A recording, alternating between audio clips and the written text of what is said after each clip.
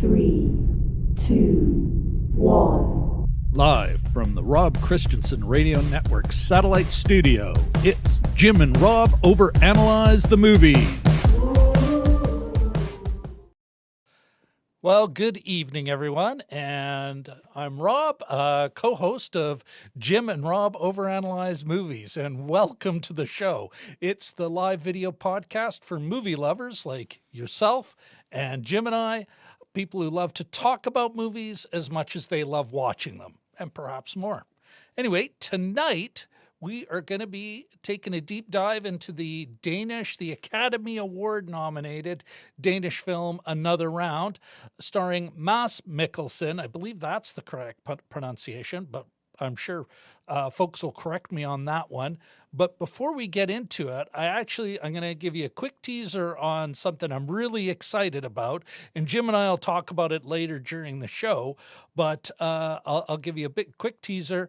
We are actually going to be doing as part of our moving into the second year of Jim and I live streaming once a week, we're going to actually do a whole Oscars show. We're going to have guests. We're going to have a contest, and that is actually going to open up tonight. Later on, there'll be a link in the description, and it's a link to a survey, actually, basically like a bingo card where you, my friends, can put in your guess on who's going to win what. And we're going to assign points, and maybe there'll be prizes. Maybe there'll be virtual prizes. That's still to be determined. But one of the best part is that if you enter, you can change your entry. Nothing will be held against you until everything gets locked in 1 hour before Oscars start, 7 p.m. Central Time, April 25th. So you got lots of time to hem and haw and throw something up and then take a notch back. Anyway, that'll be in the description below. Now, with that briefly out of the way, and like I said, Jim and I will describe a bit more. I'll show you the form and all that stuff, and we'll kind of walk through it together. But let us get into tonight and tonight's show. Again, the Danish film Another Round. Our log line from IMDb: 4 friends, all high school teachers, test a theory that they will improve their lives by maintaining a constant level of alcohol in their blood. What could possibly go wrong, right? Anyway, this film is directed by Thomas Vinterberg of Dogma 95 fame. It's written by Mr. Vinterberg and Tobias Lindholm, starring Mads Mikkelsen. Also starring Thomas Bo Larsen, Lars Ranthe, Magnus Millang, Maria Bonnevie, and Susse Wold. And I probably screwed up half of those pronunciations. And my apologies to those folks and any Danes out there who are going, WTF. All right. With that out of the way, I think it's time. Is it time? I think it's time. I think it's time to bring on my good friend, my fellow drinking buddy, my good friend and my dear co-host, Mr. Jim Chibloyko. Or is it Yim? It is Yim for today's purposes. Awesome. Skål! Skål! This is pure vodka. I've got a liter of it here, but we'll see how quickly it goes this evening. Happy Easter. No. Yeah, really, it's like, oh, so appropriate. Yeah, exactly. Now, not that we've ever put ourselves out as a family show or anything, but no. I got to admit, I was, it's like, whoa. Am I turned off by drinking? Probably for a little bit. Yeah. Well, yeah, and we'll get into it, but just that sort of, I think there's a little bit of a fear. It's almost like those dreams that you have of showing up to school or work with no clothes on. It's just that when you're drunk, when somebody's not drunk and they realize you are, there's a bit of a taboo there. So some of the scenes were kind of hard to watch. Yeah. I found, just that discomfort kind of way. But you're not that you have any reason to be, but you're embarrassed too. Yes. Yeah. Yeah. Listen, Jim, before we get started, I wanted to talk about something with you. And I think you and I might have chatted about it super briefly, but I wanted to kind of bring it up with you, get your thoughts and folks that are watching now. And so, that okay if I throw an experience? It's film related, I swear to goodness. Sure. So recently, somebody on Twitter, somebody I follow, somebody in our, scene, let's say, probably a little higher up the YouTube film review food chain, but still, enough that they'll respond back to the likes of us, had said regarding Blade Runner 2049 that we let this film down. So of course, me being who I am, I bet I said, how do you let a film down? This woman responds, is this a rhetorical question? And I'm like, that's not an unreasonable question to ask. I, of course, it kind of isn't. I felt like it's like a physics question. Is the cat dead or alive? Well, it's actually both until we look. Answer the question and then we'll find out. She did, she kind of dialed down the hyperbole a little and was saying just the film didn't receive the love it should have. And, maybe more could have been done or something to that effect. And I was like, I understand you better now. I still want to push back on a couple of points, but I'm not thinking Twitter's the right place for this because those couple hundred characters just don't do it. What I was wondering, and this is where I thought maybe this is the perfect venue for you, me, and those folks in the chat. I guess I have two concerns. One, let's talk about 2049 first of all. Yeah, that thing had 500 reviews. They made shorts as part of their promotional package.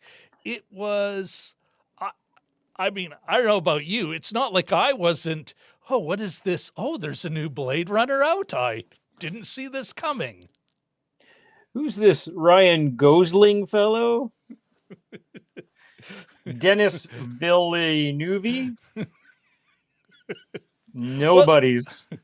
Nobody's with no money behind them. No, now mind you, they did have to, because that was when that terrible Las Vegas shooting happened. Oh, yeah. And so they had to cancel a few of their red carpet events out of several that they had lined up worldwide. Yeah. So, I mean, this thing couldn't have been promoted any more than it was. Like, it got the full court press. It still didn't make its budget back, although,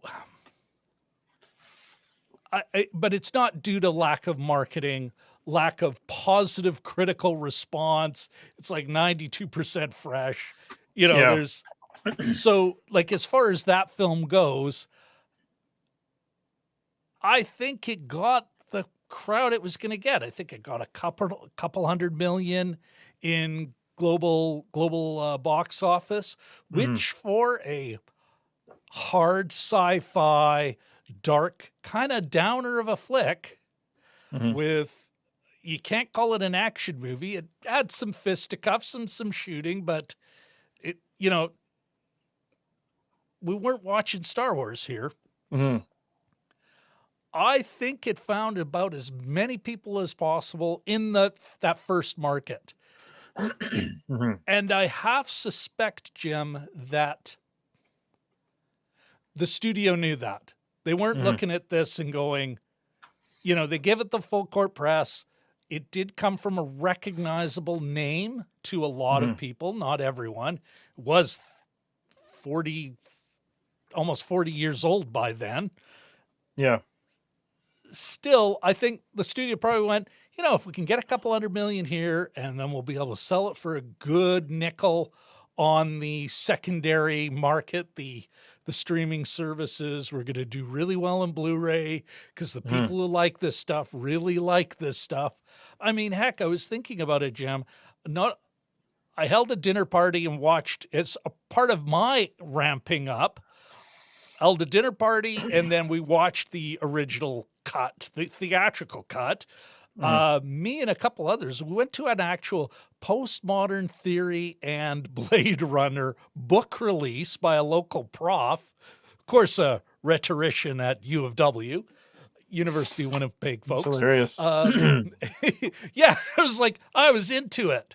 And so, yeah, of course, I own a digital version of it. I'm their market. And they're like, for, the family we didn't get, we'll soak we'll get our worth out of that fat white middle-aged old man. We know what we're doing. We know what we've got here. Beyond that, though, I'm also I really am coming back to how can you let down a movie? It's a movie. I really enjoy this pen. Like, it's one of those, remember these when we were kids? Yep. The multiple, like, it's even got a pencil. Why would anyone need yellow ink? I can see why one Doesn't would make want sense. red, blue, black, and pencil. Yes. Pencil's pretty cool. But I really enjoy this. One could say at times that I love it. That said, this at least is an object. To love a movie, which is barely an object, I mean, it really stretches the definition of object, and it's like one of those things where it's like, because to let something down assumes you owe it something. And I'm like, I don't know, as far as I'm concerned, I paid when I went. When I bought the digital version, I paid for that.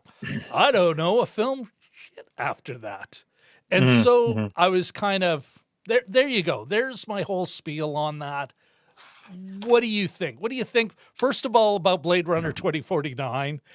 Do you agree with my thesis, I guess, that it's like, it did about as well as it ever could. It was a well-promoted film that, Yeah.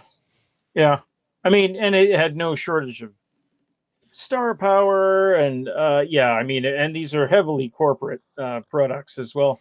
In terms of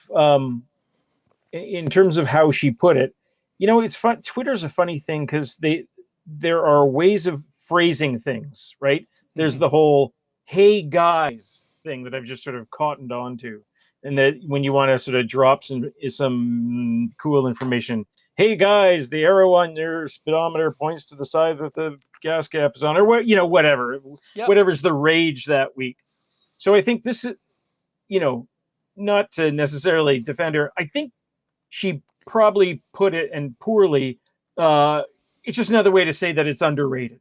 Maybe I don't know. Yeah, well, that's why I actually, I dialed it back, and she kind of, like I said, her hyperbole came down, but she really did feel this didn't get the love it deserved. And it's like, I think it got the love it deserved. Like, one of the great things about something like this, where it's not no one was saying after, it was a marketing disaster.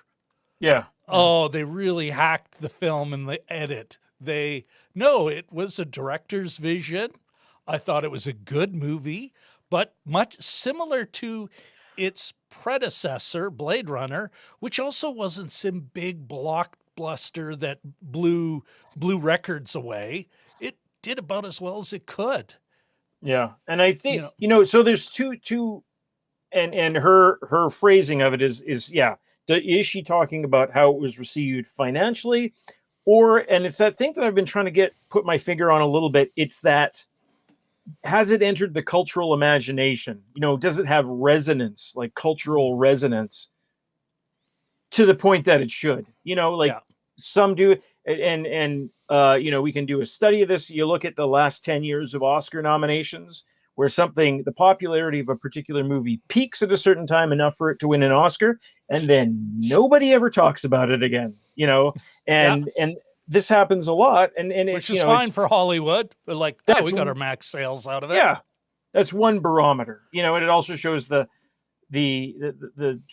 path that a certain movie takes, and sort of the little campaigns that go on for it. But in terms of this, for instance, the Lord of the Rings movies, they have a pretty big cultural. People are still referring to them in current productions, in 2021 productions. I can't remember what it was now, but somebody made a Lord of the Rings joke the other day. And these movies they're about 15 years old, aren't they? Like it wasn't released, coming up on 20.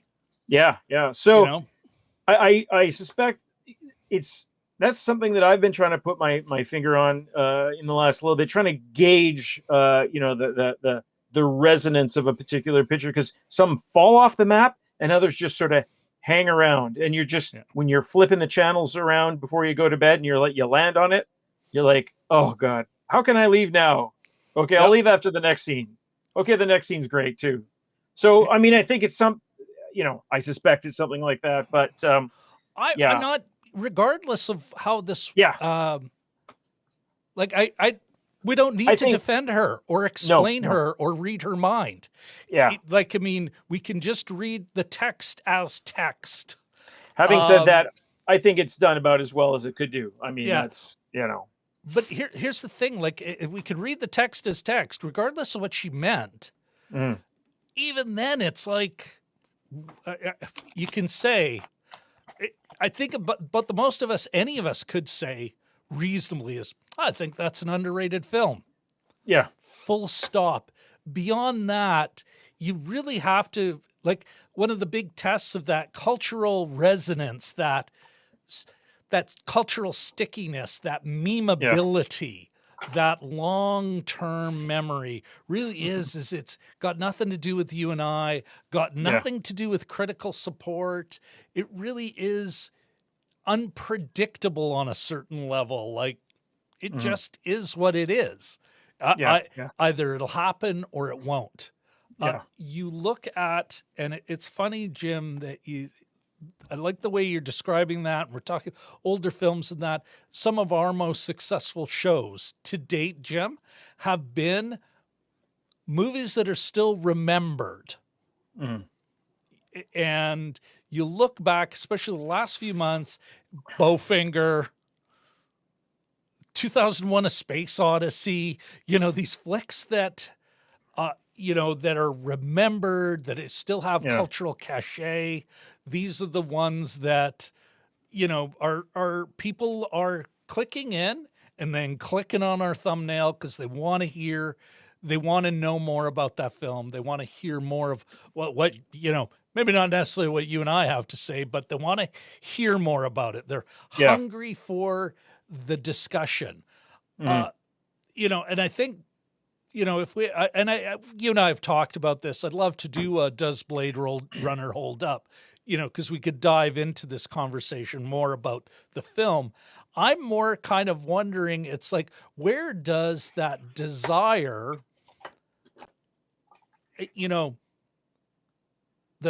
this film deserves better? And it's like, does it deserve? Like, it doesn't care. What do you owe it? What do I owe a film?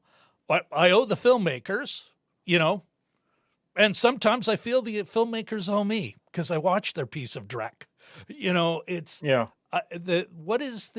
What is actually behind our attachment to film, our attachment to certain films, especially where we feel bad if it's not doing well by whatever metric that is. It's like, apparently nobody liked it. That sometimes makes it better. Make them, Well, you know what? It's you can take the I'm obviously more discerning. I liked it, Mind you, and there's the flip side too. How is everyone liking this? It's, and that's which has been some of our funnest shows. Oh, yeah. I was just going to say that's funny that you mentioned Bowfinger, because that one I thought this will be good because it's what I consider an underrated movie. And then, that week we have, the week after we have Cody riffing off lines that he knows by heart. And I'm like, okay, maybe it's not underrated. Again, the barometer is a tricky thing to sort of gauge. Like, how do you measure if something's underrated or overrated? I think it's on a personal basis, yeah, that's some serious anthropomorphizing. I don't even know if that's the right word, but you're attributing like the human qualities now to a 121 minute piece of time and Digital celluloid. Yeah. ephemera, not even celluloid. Light, It's yeah, light particles. zeros and ones. Yeah. Radio, And bleep, blorp, bloop. Electromagnetic waves represented. Well, and even coming Shadows back to on a screen. How did you just put it, Jim? You had said just before you had said anthropomorphizing the. Oh, it's your own personal sort of taste. Oh, or the taste, barometer. yeah, the barometer. I even think that is like I've seen people, again, Twitter is a funny thing. That said, I think this film is underrated, and you're going, no, that film did really well when it came out. Still talked about. Mhm. Spielberg directed it. Leonardo DiCaprio starred in it. Still referred to. Mhm. Not sure what you're saying about underrated. Yeah. And I'm wondering, like, at least in that case, and perhaps in this other one, it's like, we let this down and I'm like, kind of, at what age, are you're discovering a film, and because you're 8 friends, like, it's one of those things where your focus group is really, really small. Mhm. Because you're just out of high school or something, and you're watching this movie that your friends didn't talk about because what's coming out now has the most resonance, the most salience to them as the MCU or whatever. Mhm. And so it's underrated because my focus group of 8 buddies isn't aware of this film or didn't think it was as good as I think it is. And I'm Mhm. wondering if a lot of this has to do with the way we can identify or identify with a film. Like, if you don't like it, Yeah. this has something about me. Mhm. And yeah, how much identity are we pulling out of the Yeah. films we like? Where it's like, how much of that is that going on? So that's what I'm kind of curious about. Yeah. There's members of my family. I won't mention which movies, but I still sort of harbor a little bit of a grudge. There's one particular movie that I found totally delightful. It was a big hit. It was a big Pixar movie, and they're like, "Oh, couldn't stand it." I'm like, "Oh my god, who are you? Do I even know you?" And Do you have any nobody taste? nobody in my house, I should say. Yeah. But and then there's another one, another family member, again, not in this house. Just like, oh, that movie, I can't. Another favorite. That movie, oh, I couldn't stand it. And I just thought, oh my god! And I still make little cracks to Carla about it. Oh yeah, let's ask her. She doesn't even like blank, that kind of thing. So so there's a little bit of judgy there on my part. But so. Well, and yeah, I think there is, like, we all got a bit of that. Like, I am still, I hear somebody say, well, I don't really like Star Wars. I got to admit, most of what's going through my brain is, you just like saying that because it's something snappy to say, and you're a contrarian, because how could you not watch that film and go, this that was fun. different. Fun, just it was a romp, Yeah. That said, how to wrap your identity, even as this part of modern pop culture fandom. Because I do, and that's another thing. I think not all of our peers, Jim, certainly not the folks we collaborate with and will again. But a lot of our peers, let's say within this internet space, how much of that is, a lot of are they critics or are they fans? And even, which will come out shortly, something I did with somebody else, our good friend DMG. I'm both a fan and a critic. And I'm like, I think you kind of have to enjoy the medium. You have to enjoy film to properly criticize it. I think it's if you let that fan part kind of take over though, because that's about being part of a group and a group identity, and I think you almost have to let that go or let most of it go to properly critique a film, to really analyze it, break it down, kind of go, okay, I think I've really read this movie. Does that make any sense? Yeah. And on the other hand, or on the same hand, maybe, I think you often you have to watch something yourself.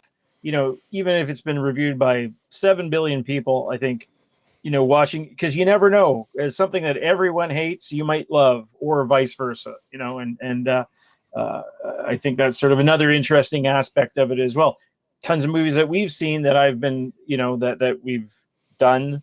Or not tons, I shouldn't say, but a few, and I've been looking forward to them, and I'm, I come out sort of underwhelmed or what have you, and I mean, but I there's other movies there that I just thought, this is great. I don't see what everyone's got the big hate on for, and you got, and you can't watch everything. That's the other thing too. It's just there's too much.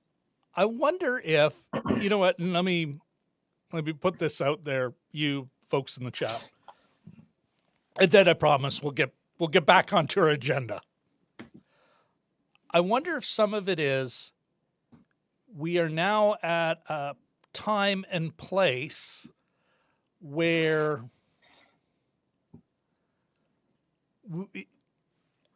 10 years ago, well, how long has Rotten Tomatoes been around?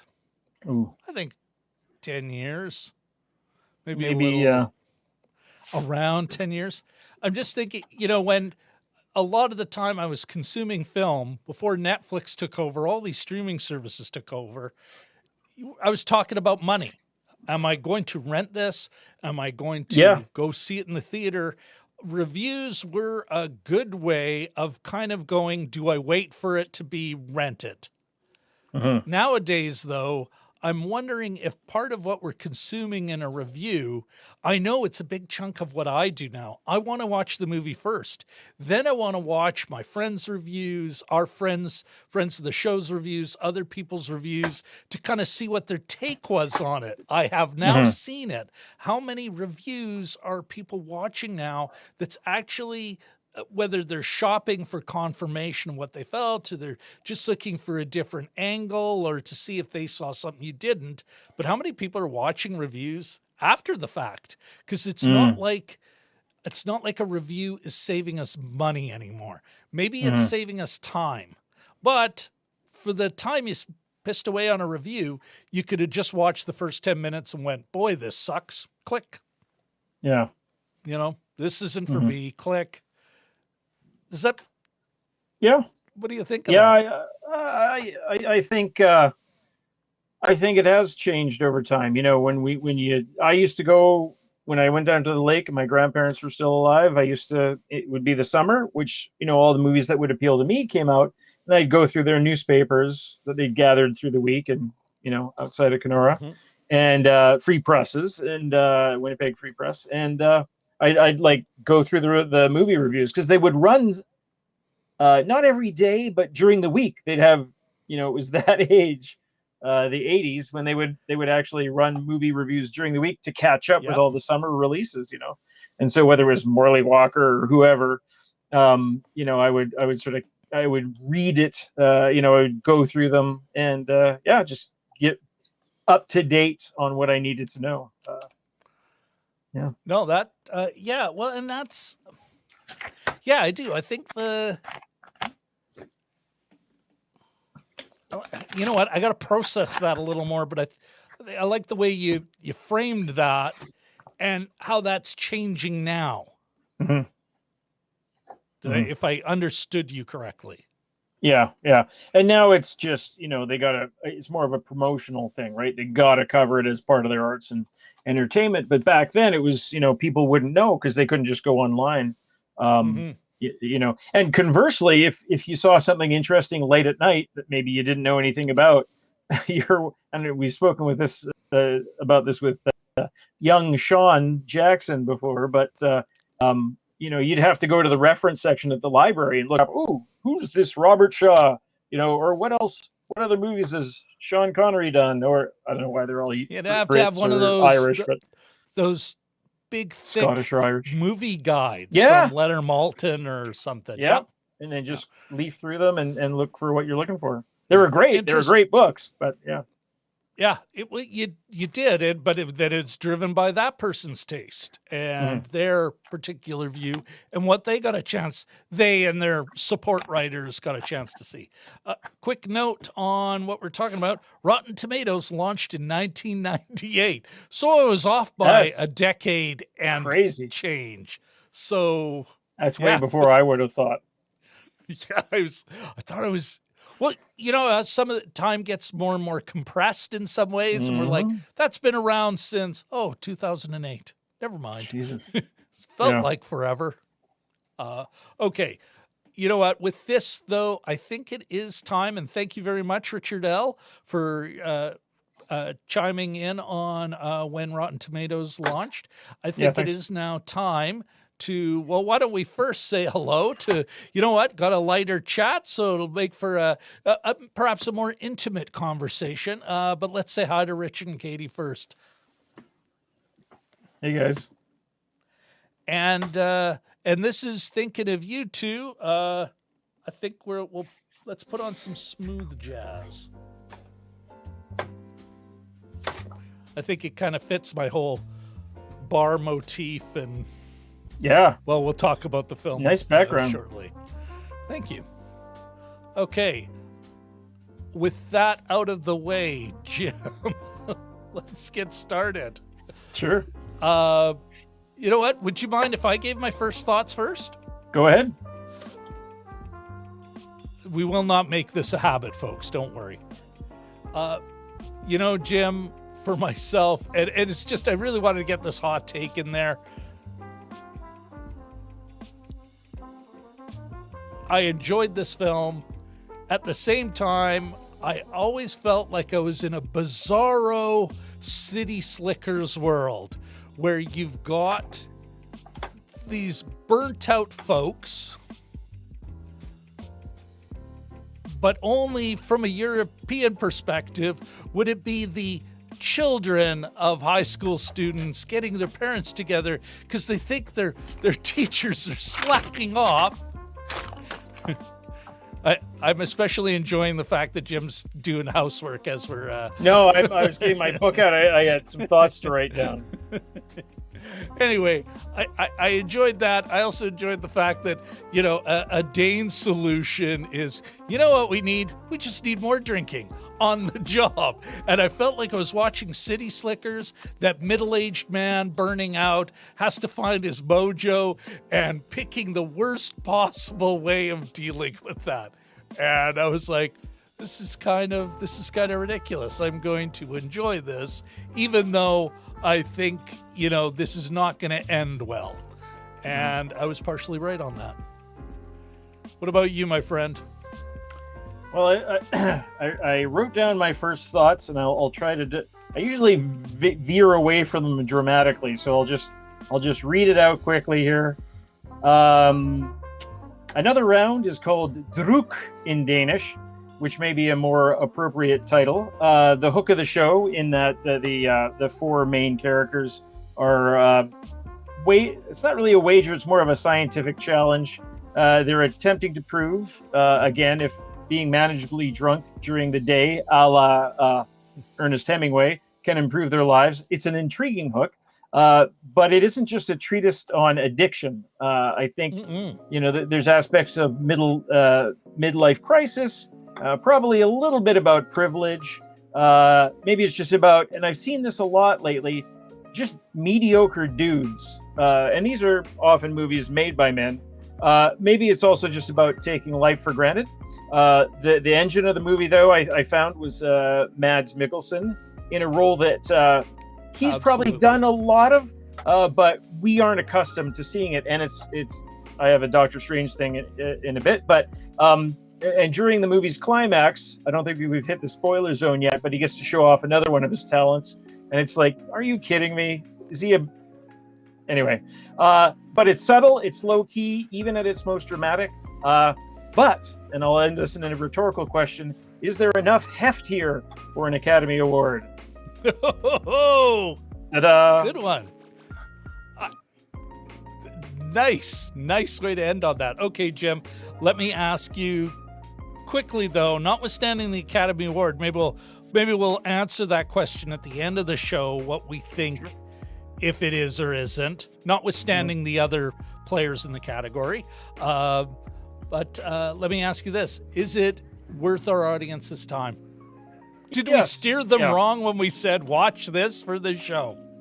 Yeah, no, it's.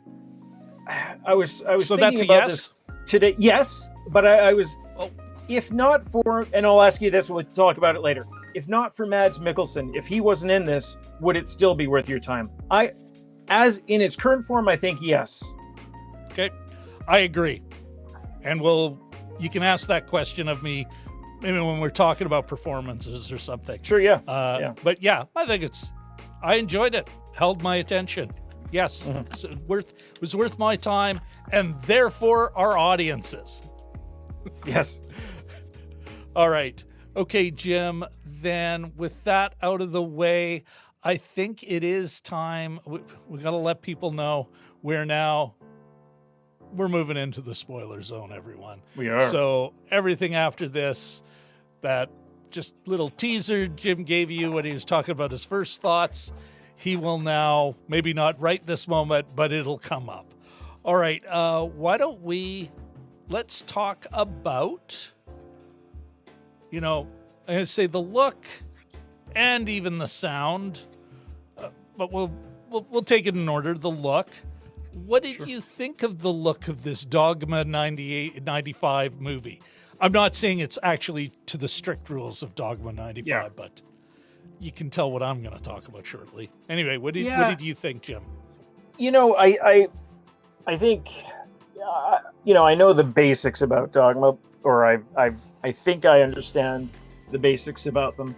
The interesting thing is I thought a lot of the family scenes and a lot of the scenes, sort of interiors of people's houses and things like that, they were, because I think Dogma doesn't do too much with lighting, but there seemed to be a chilliness to some of the domestic scenes, like just in terms of the colors and the light and the filters and things like that.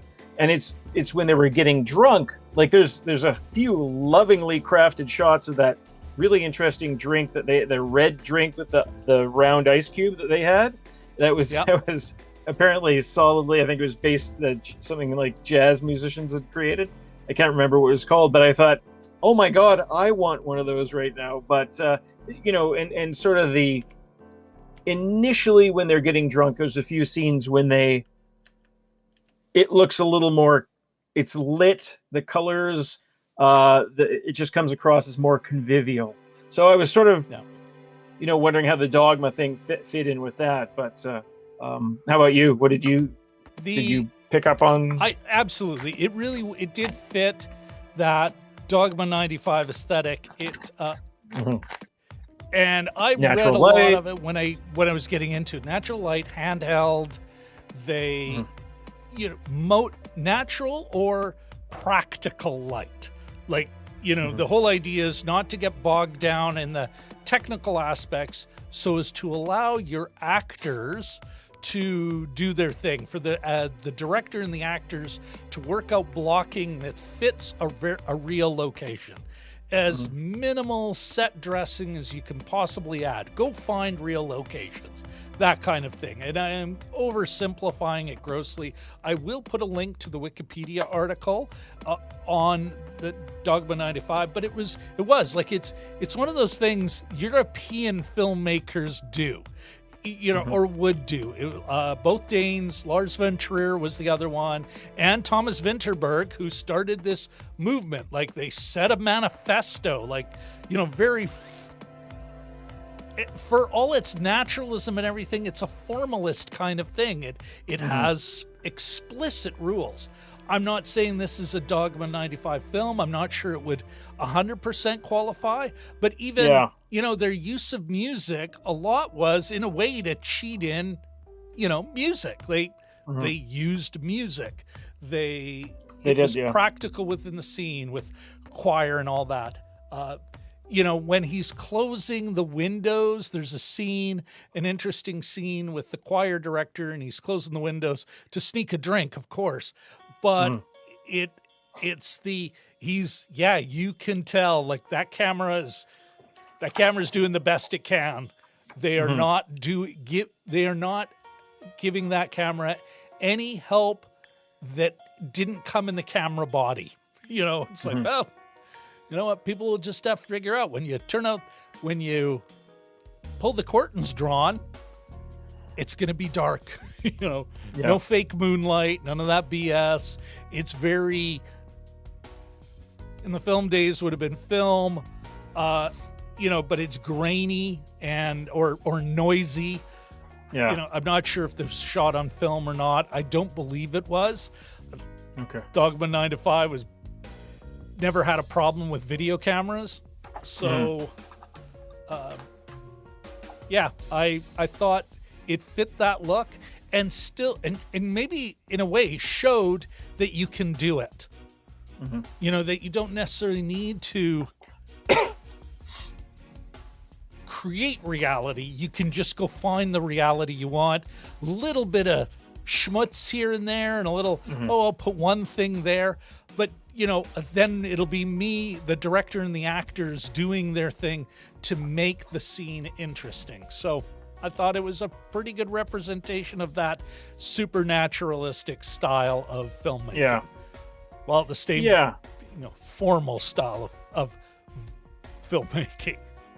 Yeah. A lot of, and I know this, there was almost a sort of an indoctrination air about it with the oh, mighty Denmark surrounded by water, fields filled with nettles, whatever the nationalistic kind of, small and nationalistic thing. Yeah.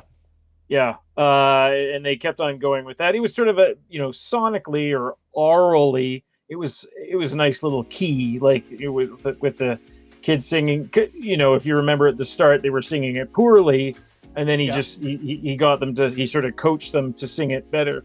And even when the kids sang at the soccer team and Specs sang at the funeral, that wasn't the same song, I don't think, was it? I'm not familiar with the song. Yeah, that song came up. It almost sounds like an anthem or something. Yeah. It might. Yeah. Which, we'll get more into it when we're talking about the story and the themes. I think that kind of hooked into one of the themes of the film. That said, in the chat, Katie said she felt that the look, the lighting, etc., was similar to The Wave that we saw on the show back in the summer, if memory serves. I think that was our first Norwegian film we looked at, or maybe second or third. We had a nice little run of Norwegian cinema for a bit. This is our first Danish one, isn't it? It is our first Danish film. Yeah. No, go ahead. I was just going to say, in terms of sound as well, there wasn't that sort of emphasis on diegetic sound. Like, they did have a little bit of score. It was pretty minimal. Like, it wasn't overbearing or anything. And with the choir music, often was sort of the main one there. But they did have some music with that. I thought, nice and subtle, not in your face. And it was such a quiet movie that at one point, when Mads playing Martin gets mad with his wife. He sort of smashes all the dishes off the table, and that's like a real loudest moment in the film. Yeah, basically. So I think that's that's the effect that has when you have a quiet movie, and then your most sort of biggest sort of dramatic gesture, and it comes across as not violence on a person, but it's a a violent act. It is a violent moment. Absolutely. Yeah. So that was effective. Yeah. What did you think coming into the sound, Jim? Yeah, I agree with you. It's well, other than that anthem that kept coming up. And actually, no, you know what? No, they do. They get into tunes. They get into play the piano for us. We'll go to a pub and dance. It's there was more. To get him to dance. Yeah. Referring to his jazz dancing past. Jazz hands. Yeah. Why? I would agree with you, except when our attention's drawn to it, other than a couple of points. Yeah, I would say the sound was, almost, can't say not noticed. Yeah, it in one of those areas where it really did its job because we didn't notice it. Yeah. We didn't notice the lack. We didn't notice it unless it was obvious on purpose. Mm-hmm. If that makes, like you said, the big crash in that scene with, him clearing the table, they say we actually see him truly emotional. Yeah. They say in hockey that defenseman's had a good game if you don't hear his name on the broadcast, and I think that's sort of a similarly spirited feeling. Yeah, there. No, that's a great point. No. Okay, well, let's keep moving then. Let's get into the. I think the look is probably there's more to talk about because it's such a specific style. Even then, because of the style, because of the style of that kind of naturalistic filmmaking, there also isn't a lot to talk about. I did want to add one more thing, though, quickly, just zipping back to look for one quick sec. Sure, yeah. What did you think? Like, a Dogma thing is, handheld. And there's a lot of handheld, but I had to look at it before I noticed it. Mm-hmm. Like, I had to remind myself to look for it. I think the whole film might have been shot handheld, or almost the whole film. Yeah, there's a lot of walking into rooms behind a character, like looking over the shoulder and stuff, going through houses and, that kind of thing. Around the table, it's, like you can almost see the camera there and... Yeah. But I don't feel like I'm peering... I don't feel like I'm peering... I don't feel like I'm spying on their lives, though, either. Yeah. Which I think is an interesting effect, that they're able to draw out. Well, that's, and traditionally, as most people know here, that handheld means that somebody's watching you. It's like a horror movie thing, is that if you go from a straight, standard camera to something that's hiding behind a plant or something that's shaky and handheld, it's like, oh, you're being watched, and it's trying to build tension or something. Yeah, it's one of those little codified moments in movies, and I didn't get that at all. I just sort of, they just worked it right in, and you didn't really question it. It didn't seem tonally inappropriate or anything like that. So that's a good point, though. I noticed it on several scenes, like just walking in behind you, often when they're being seated at a restaurant or what have you. There's a lot of restaurant dining in here, which is sort of a pre-COVID throwback, but yeah. Okay. Well, all right. So we could say we've addressed look. I think we've addressed sound as well. I don't. Okay. What is a lyric? Just a sec here, Jim. Sure, I've got yeah. Wikipedia up here anyway. Let's, there's the Dogma 95 reference, but I really want to get into that song before we move forward, because I think it's important. Okay.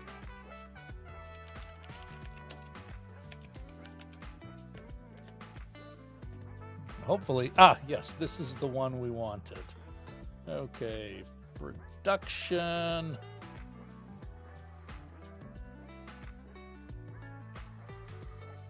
Okay. All right, I do. Music by Janis Biliskov Jansen. Critical response, the usual nonsense. Fudge. Okay, I may actually just have to depend on Wikipedia or the Google to. Yeah, it did sound like a I don't know if it's the Danish national anthem. I don't think it would be, but it like an America the Beautiful kind of, you know. Oh, yeah. Our fields of sorghum, our mighty swamps, that kind of thing. It was actually felt like a little. But while you're looking that up, can we just talk about how much my grad sucked? I'll just kill some time here. Compared to these folks? No hats. I didn't get a single hat for passing anything. There were no tall ships. It wasn't in Copenhagen, which would have been pretty cool. If my grad happened in Copenhagen, I could actually have a Danish girlfriend instead of pretending to have one. But anyway, but it's just drinking with teachers. I think I believe it looked like it was shot during summer, their sort of temperate summer. And the quality of the light out, especially in that last scene, was pretty cool. But I thought, boy, that, despite all the bad stuff about drinking that we'd seen the 2 hours previous, it looked like a pretty strong, pretty fun time anyway. Okay. All right. One of the songs in there was written by Hans Christian Andersen, of all people. Oh my gosh. Of course. That's a bit on the nose. Right. I do think this is something that was sung, though. It's in Denmark I was born, this is my home, there my root is, from there my world starts. I think this was sung a number of times. Of course, but some of it, so here's the thing, you've got, once you're a lord of the entire North-controlled England, the Danelaw, now you're being called weak, a little country, and then again so widely around the earth is the song and the chisel of the Danes, still heard, oh Danish fresh beach. Every country has this fetish about, I gotta be crass, jerking off over their imperial past or their fantasies of an imperial past. Yeah. Some guys got in boats from that general area, went and beat some other folks up, and that part became the Danelaw for, until the Norman French rolled in and kicked everyone out or, beat up everybody. A few hundred years of back and forth and some tension. And it's funny, a lot of those big nations, Holland, Portugal, Denmark, they're not particularly large anymore. So that's a little bit of, it's like a defensiveness in a song. Yeah. Yeah, well, they weren't. And then they look back at this time when they were really a big deal, and it's like, what? Yeah. And this, is going back to, late first millennium, like pre-Norman invasion England. This is when we were a big deal. It's like, really? That's how far you got to go back? And, it just kind of blows my mind a little.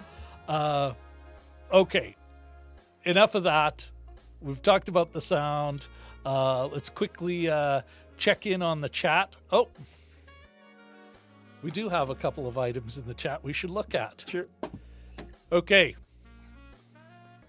Richard L. says, Jim, you're missing some Easter eggs in your background today, especially with it being Easter. Hold on. Take the camera off me for a second. Absolutely. Just go let's full see screen. how he manages this. Here, you know what? We'll mute him for a second.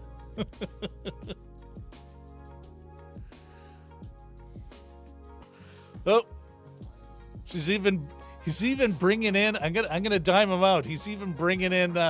He's brought in a set dresser, folks. No cheating here at all. All right, looks like it's time we can bring Mr. Chabo. Oh no, we can't bring him back on yet, but he is on the air.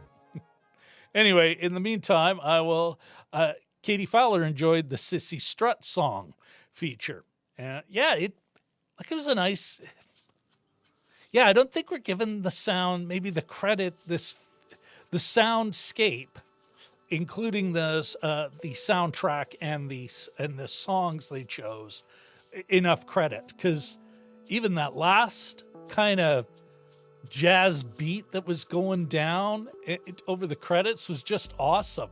The final flourish, awesome. Anyway, well, it looks like Mr. Chaboyko's ready to come back. Let's see what Jim has to say here. Talking about, Richard? Oh, sorry. What are you talking about? Can you see it? What at all? Let's see over here. Oh yeah, right in the back corner there. That's awesome. Here, let's get the focus back on you. You must have missed it. They were as clear as day.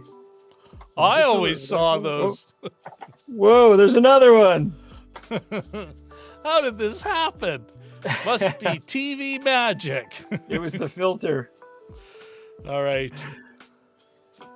Oh, somebody's loving it, Jim. Fantastic. All right. And one day, apparently, Jim, you'll have to review Donnie Darko. Yeah, good. That's a good instant tie-in. Yeah. Funny. Okay. Let's move to the performances. Jim, why don't you start us off? Sure. Well, Mads Mikkelsen is obviously the star. He's on the posters. He's internationally the most well-known of the cast. The others are, I'm sure, all veterans. Apparently, the one that played Tommy is a Thomas Vinterberg go-to a lot of the time. I think that this is Mr. Mikkelsen's movie. I thought he was great. And the interesting thing is that just before I started watching this, one of the channels is playing all weekend long, like a Marvel Universe a marathon, and Doctor Strange was on. And so, of course, he's a baddie in Doctor Strange. And he's got the sort of cratered out eyes, the black eyes, and he's a fearsome fighter, and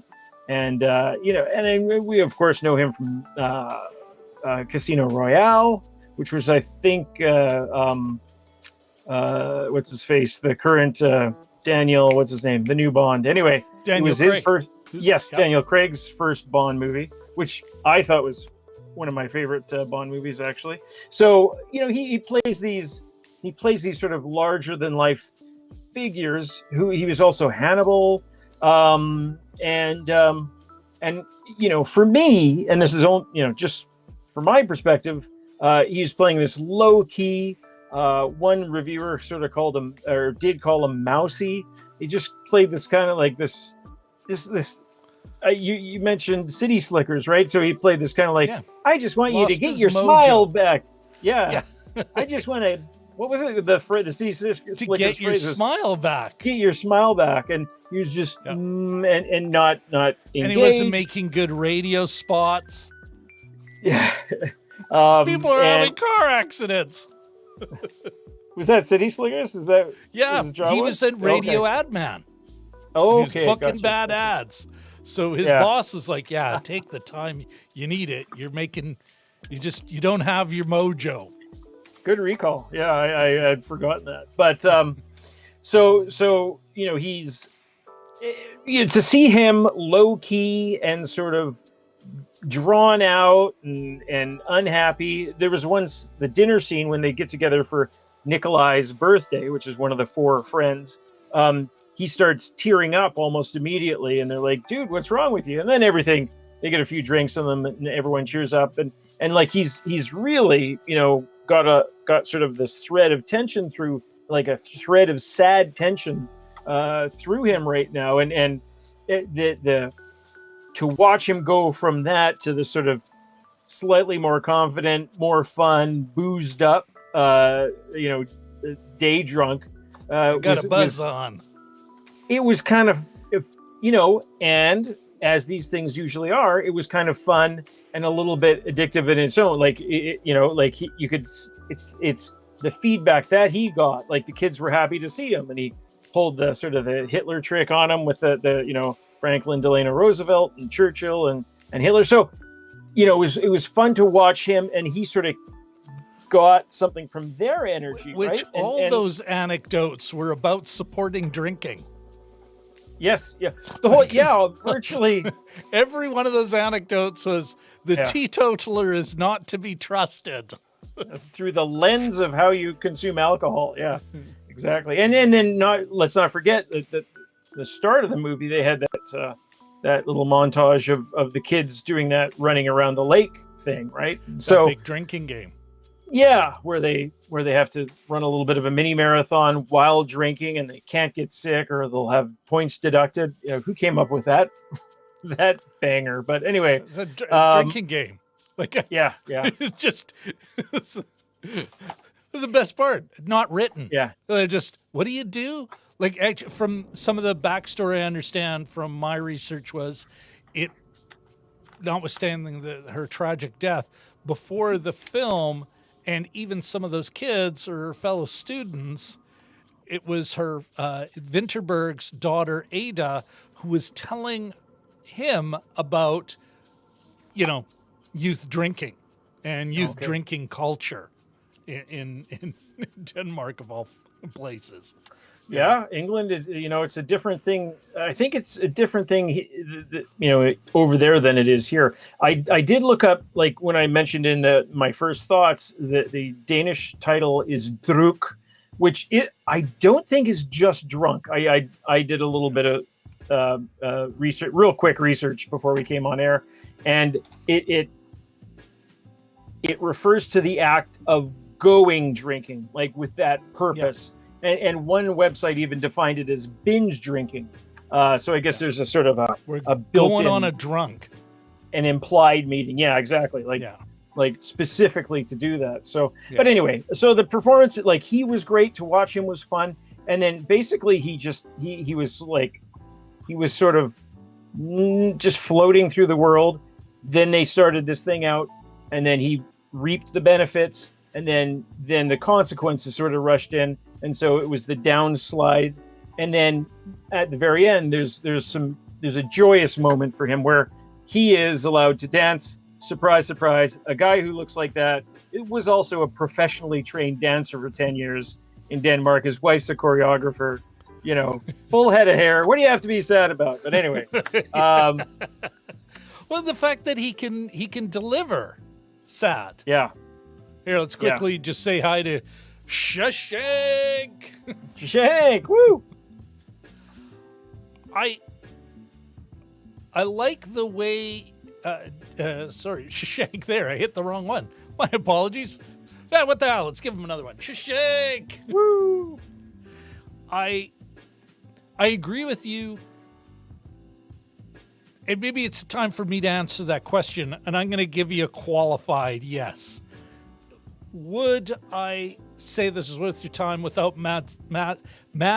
I think, apparently his pronunciation has come out all of a sudden, and now we all kind of know. And I think it's Maz, something like that. Okay.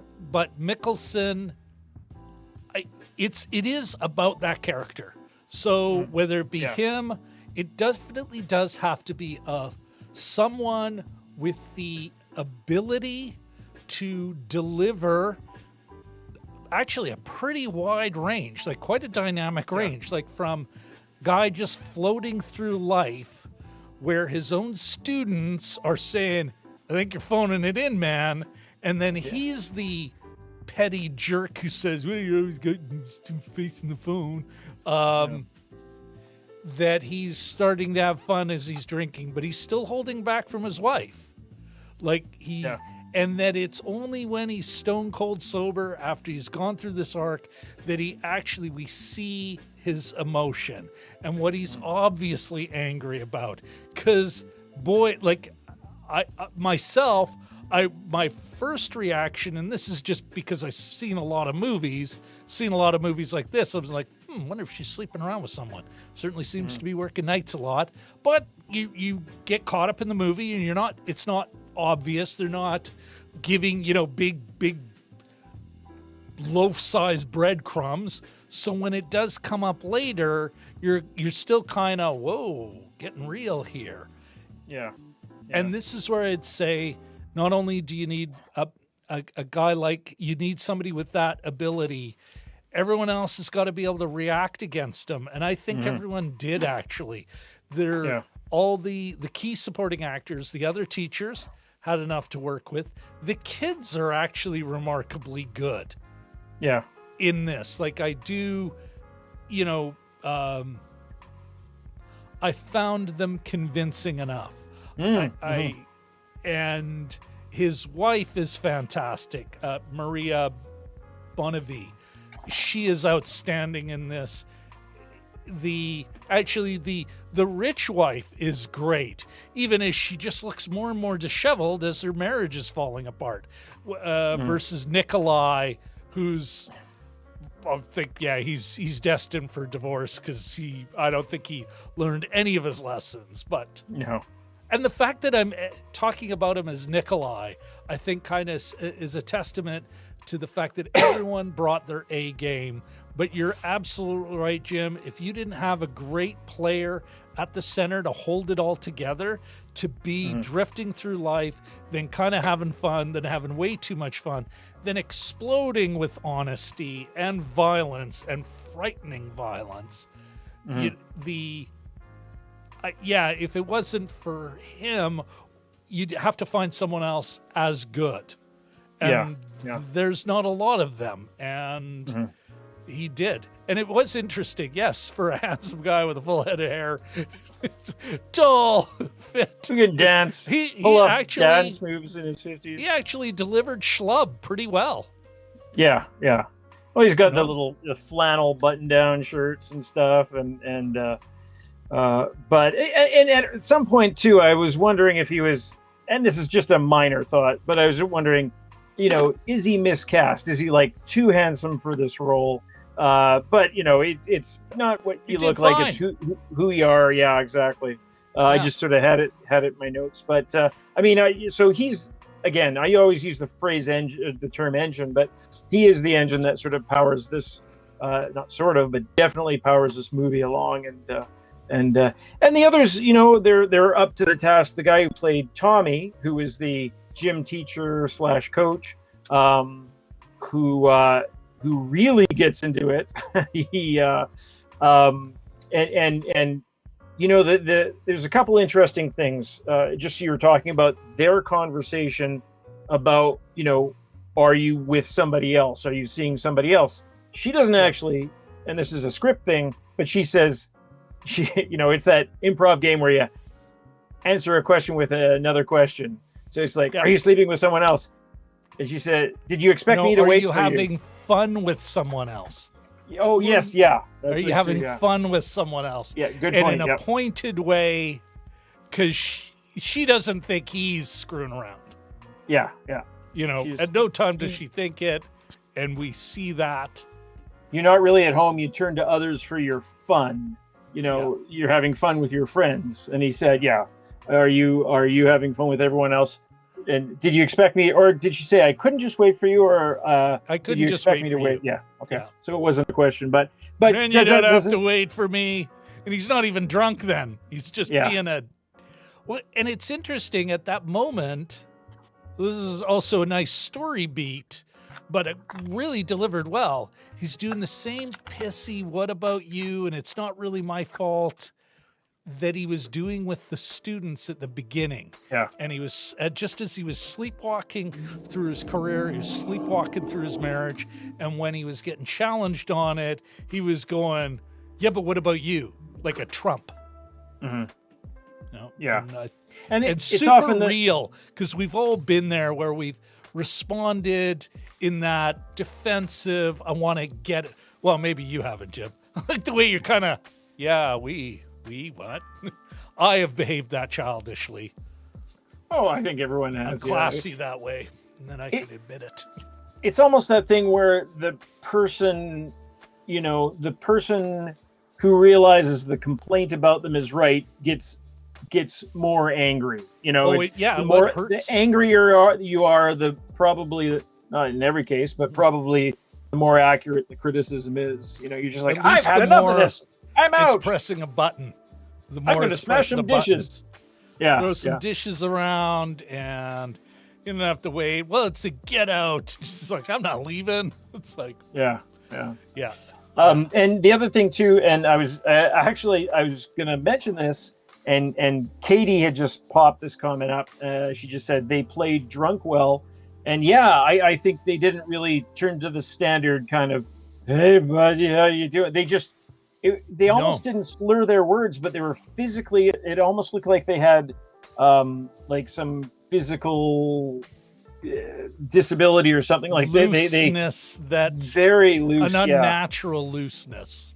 Yeah, and just the sort of, you think about the consequence, and they're breaking bottles in the supermarket unintentionally, but they've got. Well, that was when they're just blitzed. Yeah. When they decide to step it up a notch there, but when they're trying to go past beyond ignition. Mm-hmm.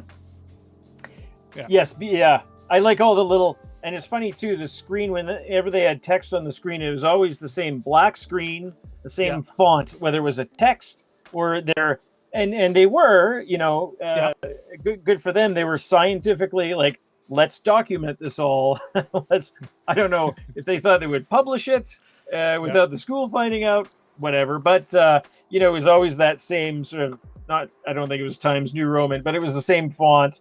And they were good about keeping it up. I should say too, though, the one that played his wife, Annika, was very good. The roles Marie for Bonnevie. Bonnevie. That was it. Like Good Living or Good Life or something.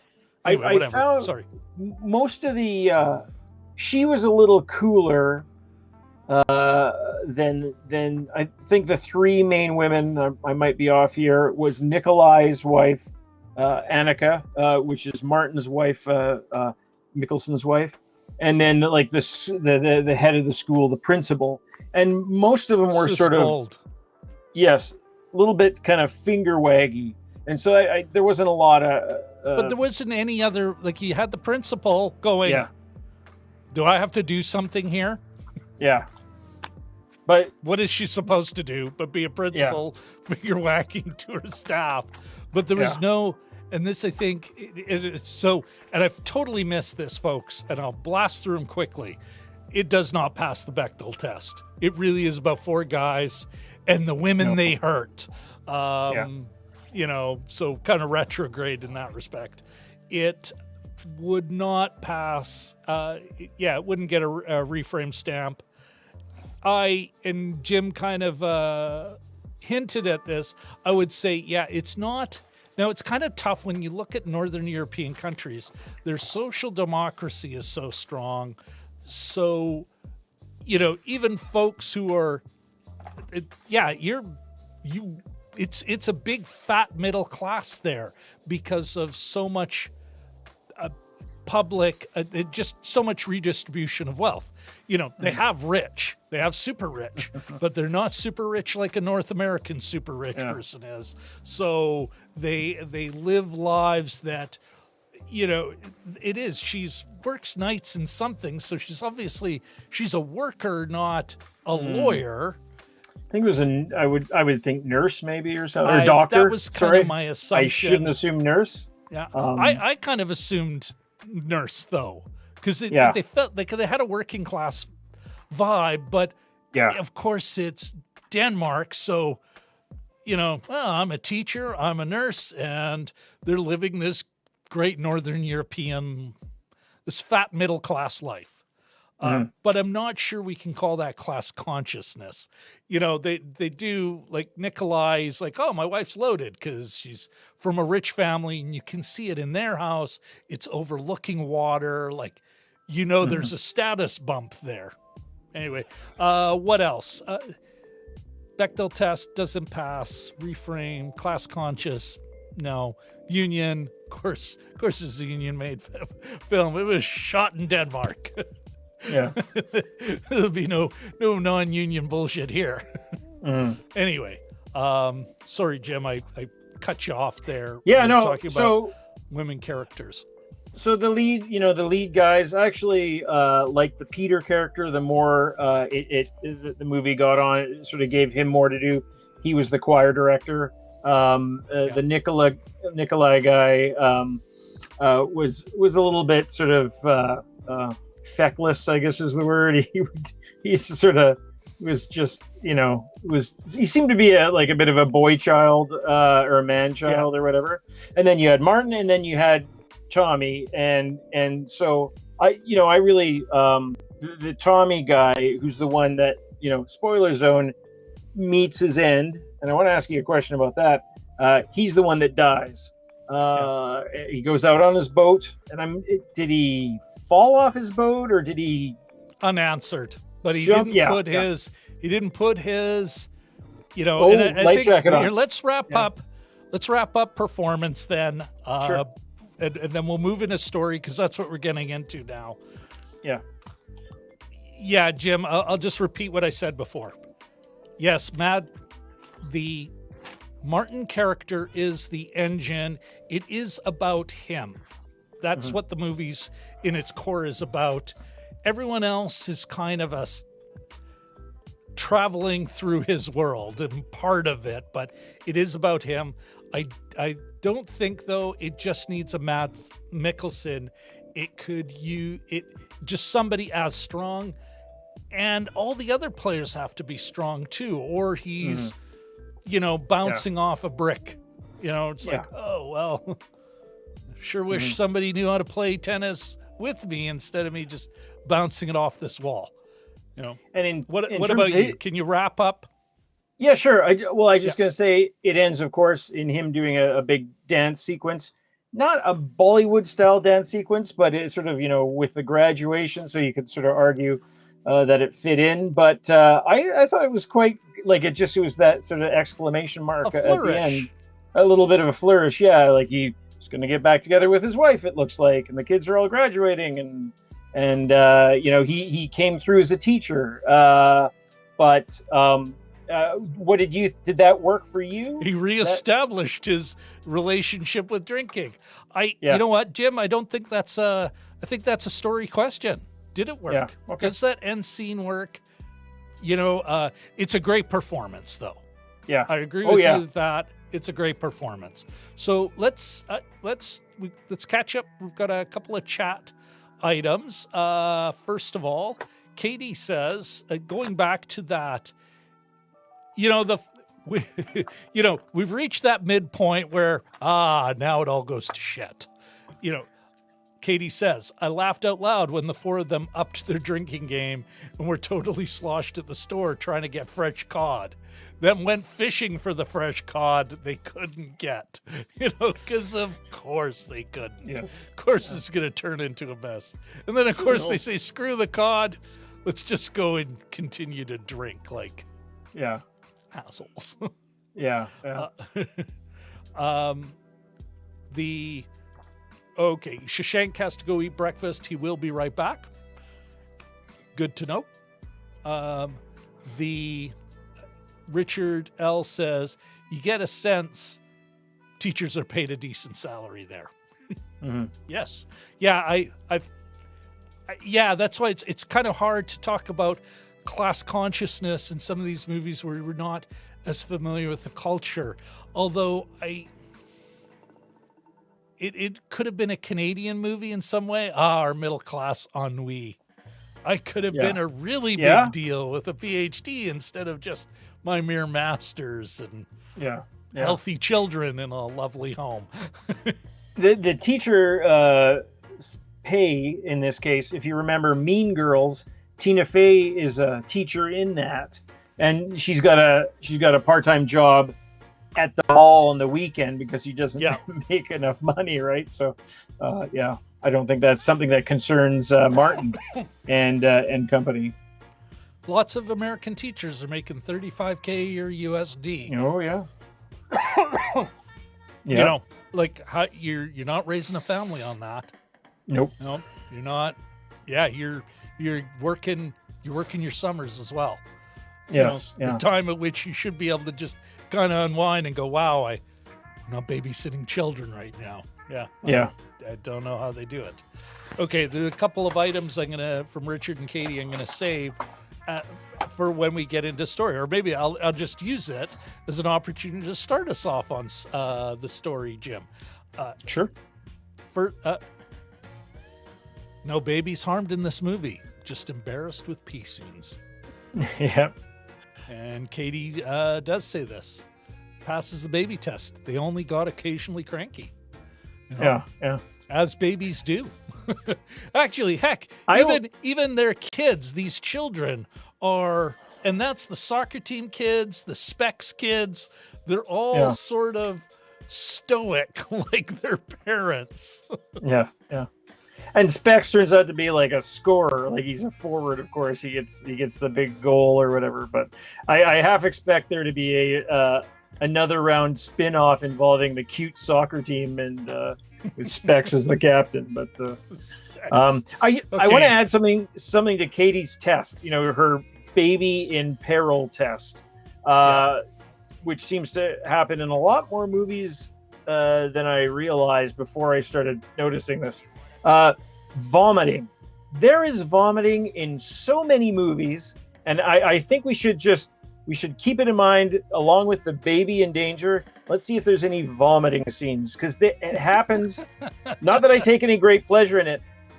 Almost everything I watch seems to have a vomiting scene, and there's, you can say that's subtext for drama or internal, just being upset at something. It's usually psychologically, it's not because they ate something bad. It's because they're in a really crappy situation or just, whatever.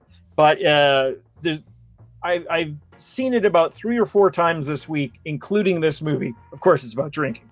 But I think the vomiting is nothing more than sometimes vomit is just vomit.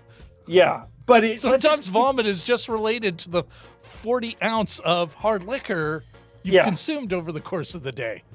In this case, yeah. But is it also, so not for another round, but is it also lazy screenwriting? This person's in turmoil.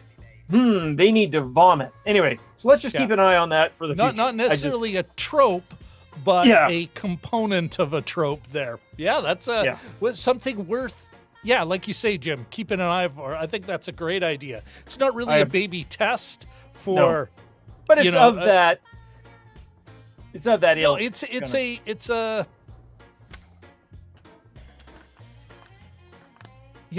a tick, thing that a writer or a director can add quickly and easily to say, hey, and is it overused? Is it a cliche?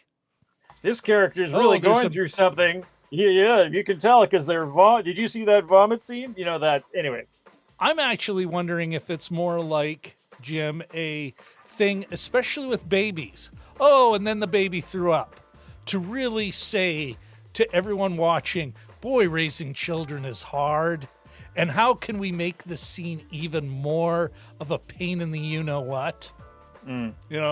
I think that's where we're getting into that kind of cliched use.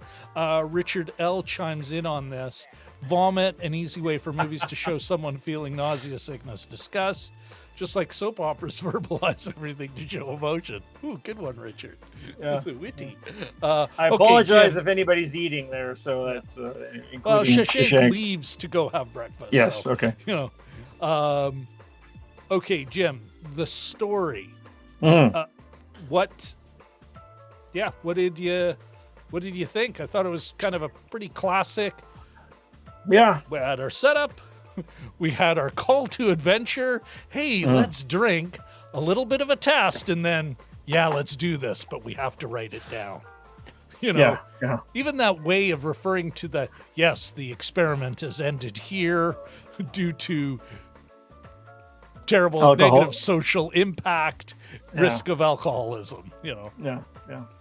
Yeah, I mean, it certainly isn't, it doesn't take the like, it's not a typical path, I don't think, because it's not just about alcohol being bad, you know, because Well, I'm not talking about the meaning and the themes of it. I'm more just I think the how they story's get pretty there. straightforward. Yeah, it's we got a nice little setup.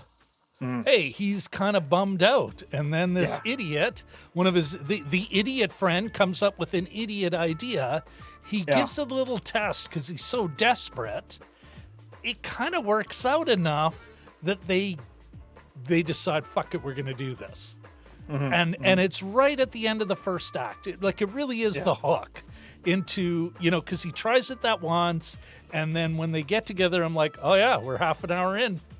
Second act begins, and then even at the middle where everything's working out, it's like they found it, and they're like, let's amp it up more. And it's like, oh, this is going to start blowing up. And that's what it does. And then by the end of just about the end of the second act, he's blown up. Like, relationships are blown up. And Tommy is, you know, self-destructing. And, you know, there's all these costs of their behavior. The take. We're deep in the take. The Dan Harmon take. And that's kind of, like I thought it was, you know, the only offbeat note. And this is where I'd say story, and maybe we can talk about why of it, was I had a tough time with the last scene, because I'm like, well, it seems off note in a way. Like, you know, he's, you know, maybe they had to show us, it's like, you know, we kept promising the fireworks factory, we better get him dancing. Yeah. But, so, when we're that's what I mean. Like, I mean, as far as but is my take on the story right, or, you know, is there? I think so. Is there some big plot hole I'm missing, or, you know? Well, and what I was sort of I was getting a little bit into the meaning there, but I was worried initially that the journey would just be that it would be like just and I wrote it down here. I said, is this going to follow the North American moralistic model, where it's just like, I've discovered this thing, or I've sort of rediscovered the power of alcohol, and it's going to go bad on it, and all alcohol is bad, and, you know, why am I doing? So I was sort of worried about, story-wise, I was sort of worried about that, and it sort of, it doesn't really go 100%. It, like, they're still drinking at the end, right? So there's some interesting things done there, just with the path of the story. Like, it's not, they don't cut it out entirely. I was going to say something else too. Well, it seems they stopped until the end of the film, when they're mourning their friend. Yeah, that's true. The one whose alcoholism killed him. Yeah, exactly.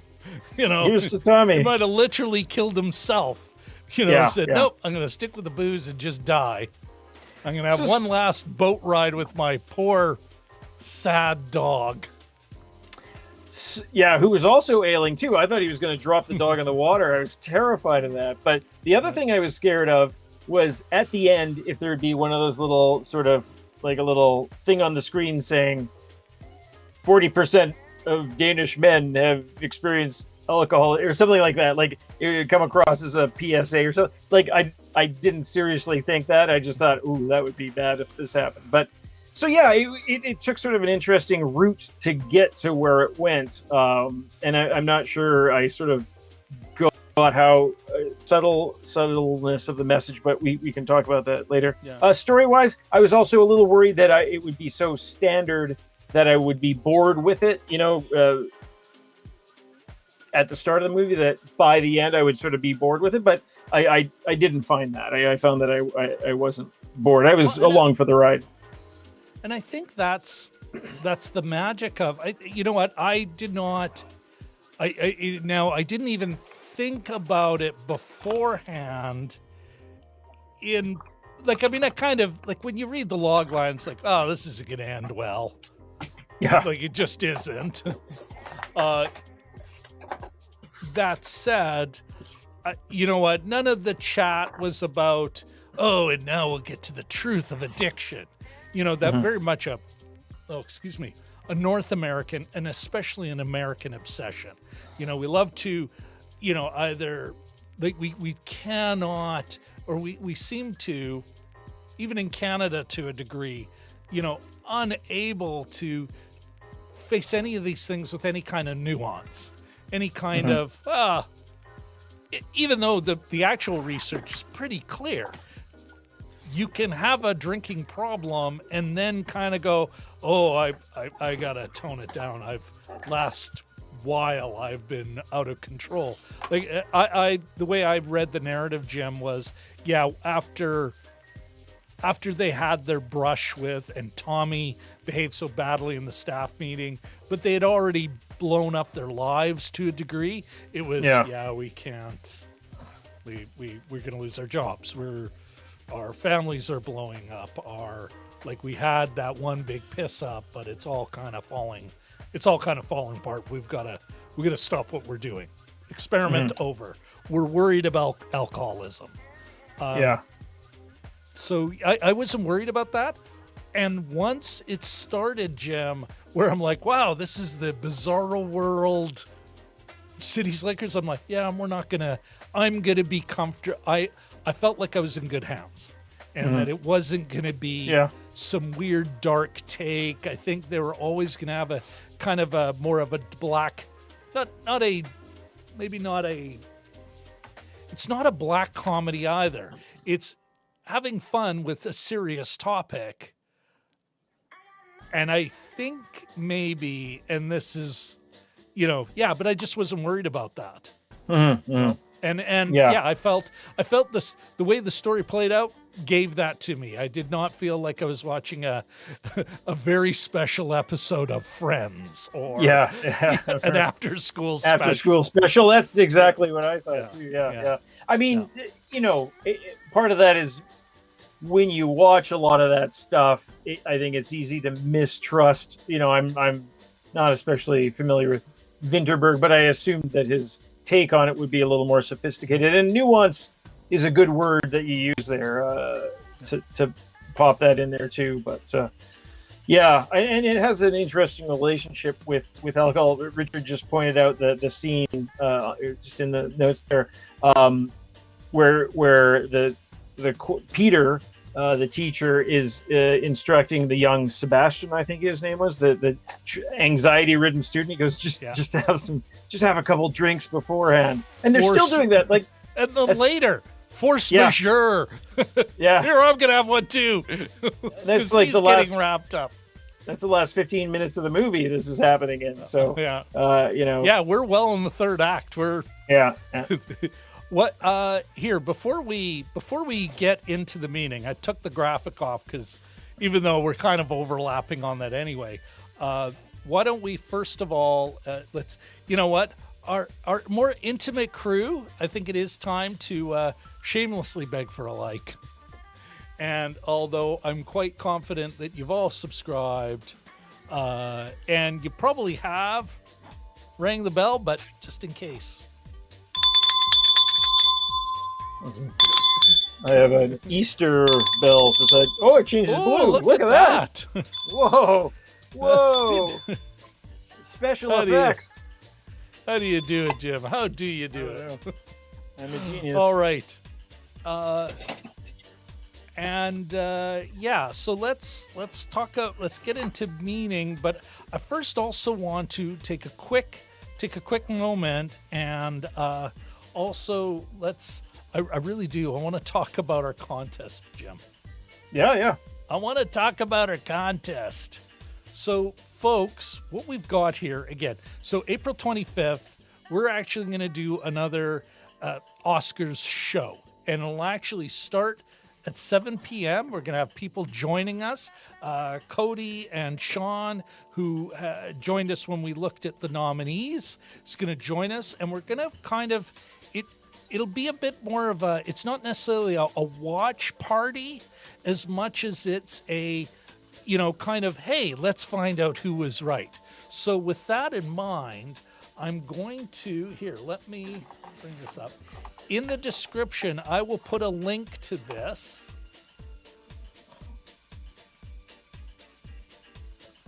I'm going to put a link to this website. It's a Google form. And once say you put in your email address, and you need to do that, everyone. The important reason why you want to put in your email address is because at the end of the whole questionnaire, that is when we're going to be able to send you. The form will send you an email and a link so you can change your answers, because you're going to have a whole month to kind of figure out where you want it. If you change your mind, you can come back. So I encourage you to, visit the website right away, but don't be afraid to join it afterward, to go back to it. The other thing is we need an in-game name here, and that is strictly so that I've got something we can use on the night of, because we're going to have a leaderboard through the whole Oscars night. We're going to have a leaderboard. We're going to at points for people who are successful. There may be prizes, even if it's just our undying respect. But there may be actual more tangible prizes, not fancy ones. Let's not go crazy. So you go through and you can scroll through the whole thing. I divvied it up into 4 parts. It's in the order that we think the Oscars are going to be coming out, so that when you're following at home, you can kind of go, I was right. So, and it's as simple as, okay, here are the nominees for actors in the supporting role. Yep, pick one. And then later on, if you need to, you're going to be sent a link to come back and change your mind if you want to, all right? So that's basically it. And I'm really hoping that, you folks, you lovely folks, you wonderful people, we'll partake of this wonderful game that we've set up for y'all. And of course, myself, Jim, and Cody and Sean and any other special guests we can line up. We'll have our own trivia game. We'll also be part of the leaderboard, but we'll not be part of the prizes. Like, this is all, any prizes are all about you folks, because you are the best chat on the internet, and I think this is a great way for you guys to participate in RBS. So there you go. Yeah. Hope we see you. Hope we see your emails coming in. All right. Yes. Great work, Rob. That's that's awesome. Thank you very much. I may have barked at my co-host saying, "Can you just goddamn test it?" Well, it came in about 1 a.m. last night, and I was in the middle of watching another round, and I was like, "Yeah, I'll deal with this later." And then I was actually supporting a blood alcohol level of about 5% at that point. I was a little shocked that no one would drop what they were doing when I sent an email, because I'm that asshole. Pardon my poor language. All right, Jim, let's get back to, and I believe this is, not director, the meaning. Mm-hmm. As we're talking about it, certainly some of it is just as simple as how people deal, especially men, deal with that middle-aged kind of, well, I guess this is my life, the dreams of my youth when I was a big deal and had all this potential. I now have to accept it. And how do you accept it? How do you deal with that? How can you bring back some vigor, some ambition, even if it's not necessarily career ambition anymore?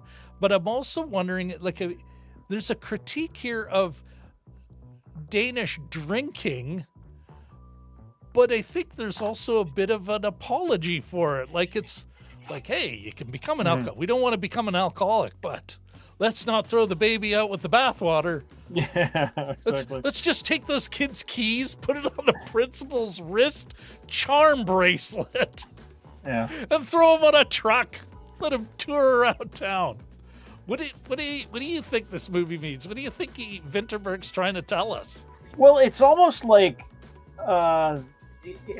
it's not placing the blame strictly at alcohol consumption. I think what it's saying, because there's still Peter, the teacher, again, is advocating his student taking a couple of drinks, couple ounces of what looks to be pure, like water-like alcohol. So that means it's probably pretty, like I can't remember if it was vodka or what, but he advocates him, taking a couple pops just before an oral exam, not even written, but these are oral exams. And so he's got and I think at one point the exam giver even looks at the bottle that Sebastian, young Sebastian, is drinking from. Yeah.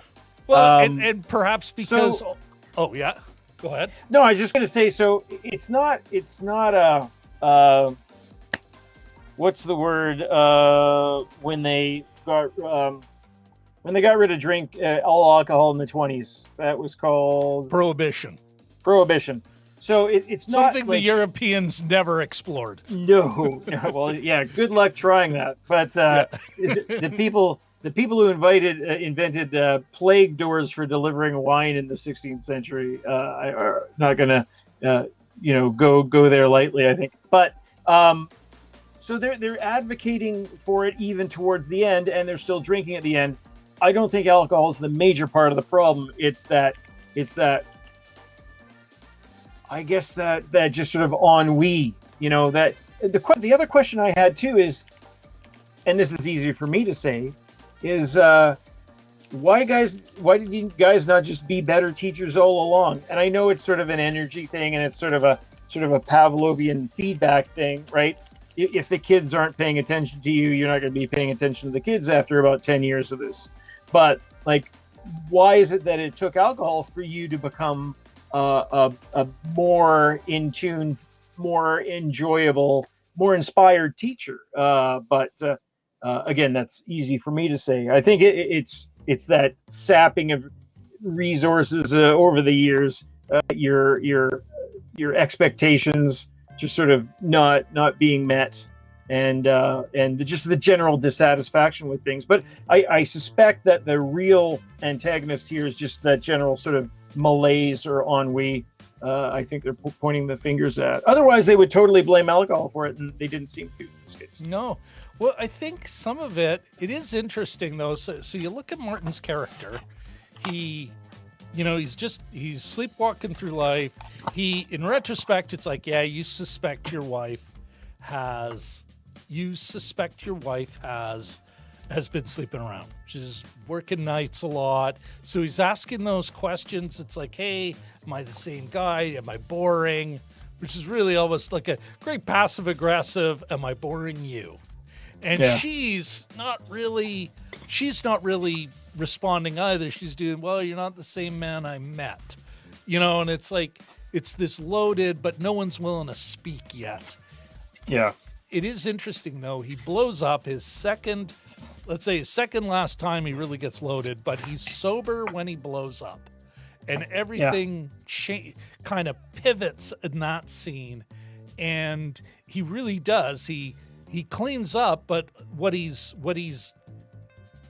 kept, let's say, is he's willing to, we didn't see we didn't see couples counseling, but at the same time, he's like, I think this is worth it. He's engaging with her. He's looking her in the eye. Still love you, and again, he's apologizing and everything. It's not deep work. It's not couples therapy, but at the same time, we seem to have seen a character change, and even the kids, like he was still engaging them because he was still teaching them after they stopped drinking until that moment. Like, and he's like, well, I've tried. And the kids have like, oh no, it's like you went into another gear. He kept delivering for these children. And same with Peter, and who the heck knows about Nikolai? Yeah, they didn't show him much. But certainly not as a teacher. It's almost like he... Yeah, sorry, they didn't show him much in class, yeah. Yeah. But those two obviously kept caring about their students. Whatever they had lost, they had regained and kept after they stopped drinking. And they're like, okay, I got to stop drinking, but that doesn't mean, obviously that care for their students and that care for their job, like of being good at their job hadn't, disappeared. Yeah. That was kind of the way I read that. Yeah. But, and that's a, especially after watching so many North American movies about with the same, subject matter. Oh, yeah. Yeah, this is definitely a fundamentally different movie. Different take. Yeah, exactly. Yeah. There'd have to be the final fall, total destruction, lost job, everything. There's no, even though that's so unrealistic, we've all seen it in our lives where it's like, oh, it was looking a little rough for X, and then he kind of straightened out. Didn't become like some, AA. Well, fanatic's a little harsh. Some people draw a lot of personal strength from AA. I don't want to knock that. Yeah. At the same time, it's, we're always presented in let's say Hollywood film without nuance, without any middle ground. You know what I mean? Yeah, no. So that was refreshing. I have to say. What do you think it's saying then? Well, and maybe Jim, maybe that is part of its comment. Part of Vinterberg's meaning here is, is it a response to, not to say that's the only thing that, European filmmakers are thinking about is how are the Americans do this? But maybe it is, there's a certain kind of, we all drink like maniacs here. Annika says it in that pivotal scene, and she's like, it's not, I wrote that down, it's the you shut me out. And is there maybe not a defense, like an apology, like I'm thinking in an Aristotelian or a Socratic sense, I will explain it to a degree. I'll say, we got a problem here, but is it that big a problem? This just country how we roll. This country all drinks like maniacs anyway. That was the line I had that down there. Hers. Another sort of interesting thing that I sort of guessed wrong at when Jim, Martin Shashank is reporting on his breakfast. Yes, just want to make sure. I got to find out what Mola Podi was, but with the scene when Annika meets Martin in the restaurant, and they're just talking about a birthday and other practicalities, and he wants to reconcile like right there, and I just thought, you're done, buddy. She's moved in with the guy. She's in love. You're not getting this one back. You had your 25 years or whatever, 20 years. I didn't read that scene that way. I didn't, because she was, is that all? Like, it's almost I want you to say something, but I reserve the right to say F you anyway. Because she could have left, she... Another thing was, again, we have this alcoholic or mature drinker, responsible drinker. There is no middle ground, and therefore you shouldn't drink around an alcoholic because you're just shamelessly tempting them with that demon juice. There she is, like, it's not the drinking, and yeah, I'll have a glass of wine. Yeah. Drinking's his problem. Yeah. which is kind of awesome, I thought. Well, and I had forgotten about it too, and I wrote it down. They had the whole politicians drinking montage where they had Boris Yeltsin drunk and Leonid Brezhnev slurring his words, obviously, and et al, which was kind of interesting too. Again, showing the role that it sort of, how hardwired the consumption of alcohol is into a lot of our ceremonies. Like, there's a lot of ceremonies in this movie, whether it's grad or a funeral. Transitions. And those take place, by the way, on the same day, the grad and the funeral. So, how hardwired that alcohol is in our lives. But I wanted to mention quickly to Shashank, I just got a few months ago, I got the game Pandemic, and they actually have a Chennai card. So there's Chennai is well represented by, it's a global, It's a cooperative getting rid of the pandemic game. So you play together to solve it together. So what only parts of the world did this time around?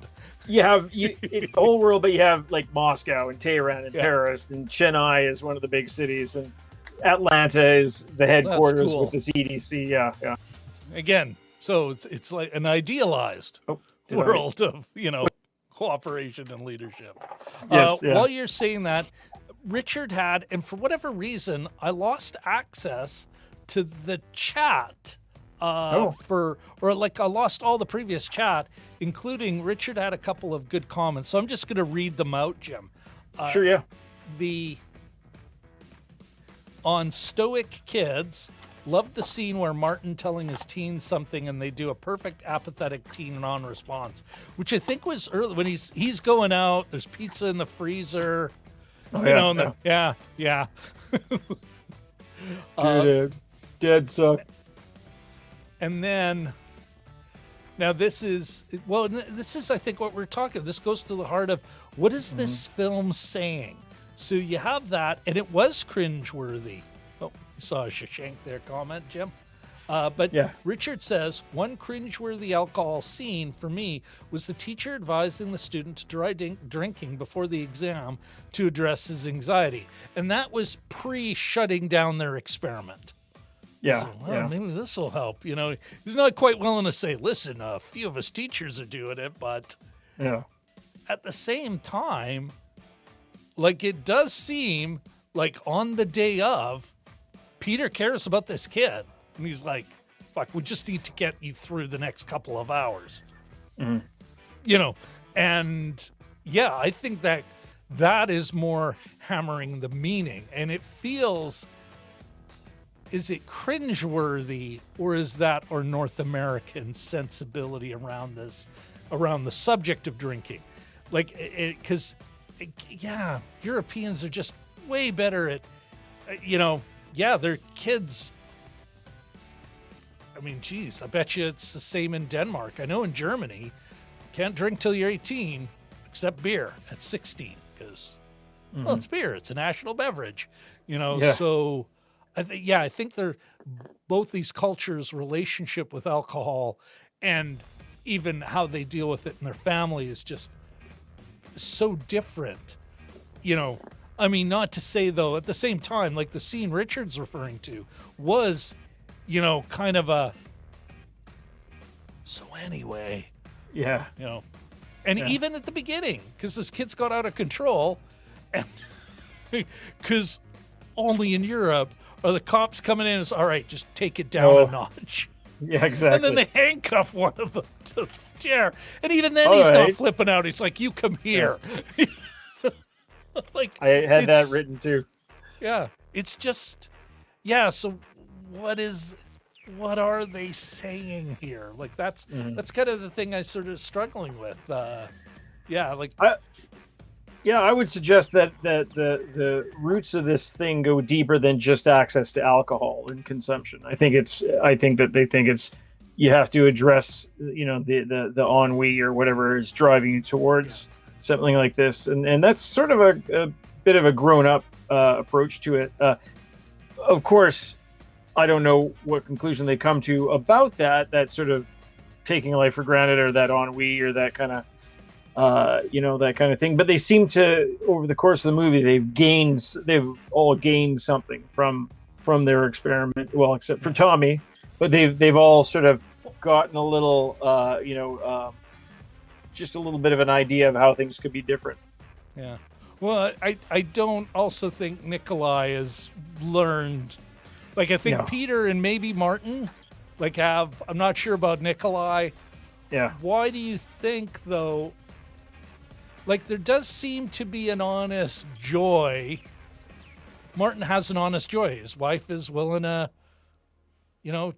reconnect. He dances for the first time, apparently, in years. Are we seeing an end of a film that shows, he jumps in the water, but, are we seeing a guy jumping off a cliff to his death, or we see somebody jumping into a brighter future? Yeah. I've struggled with that. Although maybe we watch an interview with Vinterberg and it would all be cleared up. Mm-hmm. What do you think, Jim? Before we go to Richard's question, he's got another. They did have another person that jumped into the water back when they were trying to get the fresh cod after they had sort of decided to up the ante. And he just swim to the other side like an idiot. But it was Peter, and he's one of the four that came out of it better, I think. Or dating a woman. Yes, yeah. So he was all down on, he's going to be single for the rest of his life kind of thing. Yeah. Another woman had left his life, and now all of a sudden he's... Yeah. So he had gone in there, and then the next sequence shows him playing piano at the bar with no shirt on anyway, because he was in his underwear.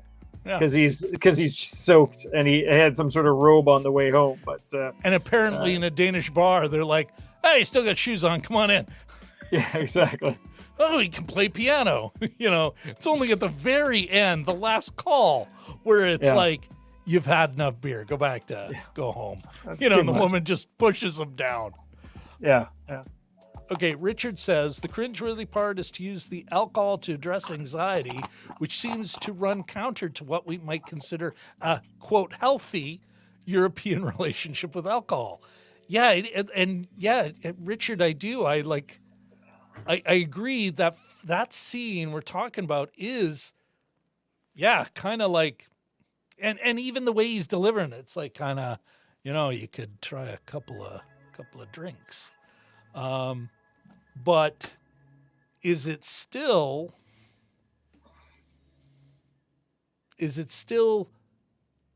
like, how did you read the scene at the end? Like, what is Vinterberg saying? Is Vinterberg saying, listen, sometimes you just need a drink to get through a stressful moment? Mm-hmm. Not necessarily something I would advise someone to do. Well, you're you can have breathing exercises too. There are other ways to manage physiological anxiety. Mm-hmm. Well, you're handing this kid the key, a new set of keys to the kingdom. Basically, it's just like, just only drink before exams, or before you take that plane up, or before you operate whatever the heavy else is really machinery, stressing you out. Yes, yeah, exactly. What could possibly go wrong with this scenario? Who knows? Maybe they're trying to set up the sequel. It's like he's about to become a doctor, but for some reason he's got an alcohol problem. Oh wait, no, he's full-blown alcoholic. Yeah. Was there any generational references, like to his parents or anybody else? I can't remember. Like, they didn't seem to do that. Like, he's handing it down to the next generation. But aside from that, I think it's only him doing it with him.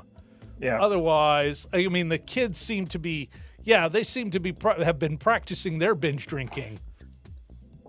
You know, that was something they were doing on their own. They didn't need these teachers, and it is again another moment of. So maybe there is a critique of this culture, of this drinking culture, at least but a mixed message one, because at the beginning you got the kids go wild. Then the principal said to the teacher, maybe we gotta just have a dry year, like just, you know what? They were out of control.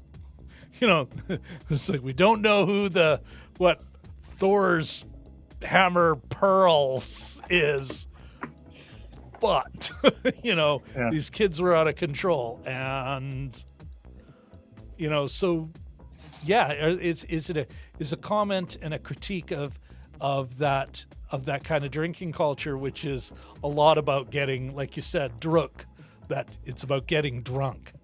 It's about going to get loaded. Yeah. You know?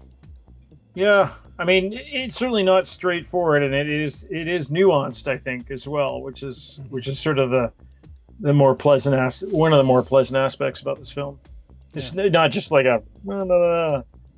here's my moralistic take on this, and therefore, no, like, I mean, and you can even bet you when I replay this later, I'll see how my own argument has kind of weaved a line, you know, like as I've, you know, changed my take on it, you know, and even now I'm still not 100% sure, you know, where I'm coming down on this, you know? Yeah.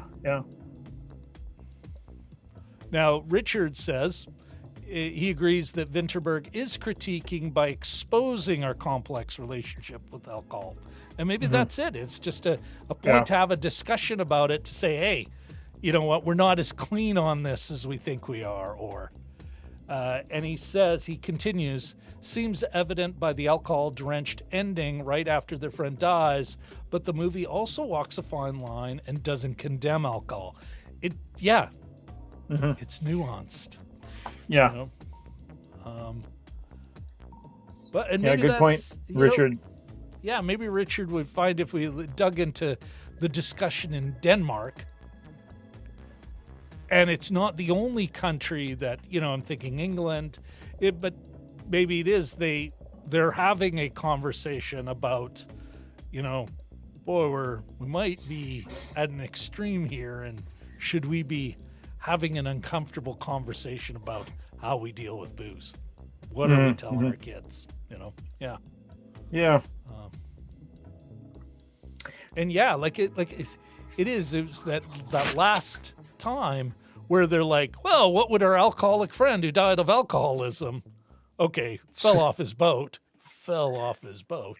you know, want us to do? Get drunk. This makes sense. Like, I got to admit, if I had just gone through that, I might be going, you know, was there no one in that room when they said that who went, you know, we're talking about the guy who died because he couldn't. Like, he drank himself to death because he was so fucking depressed.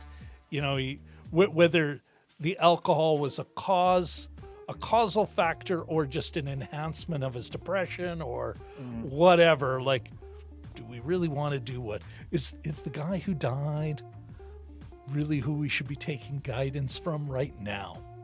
Yeah. Or should we do another way to, you know? Anyway, but maybe we're supposed to say that.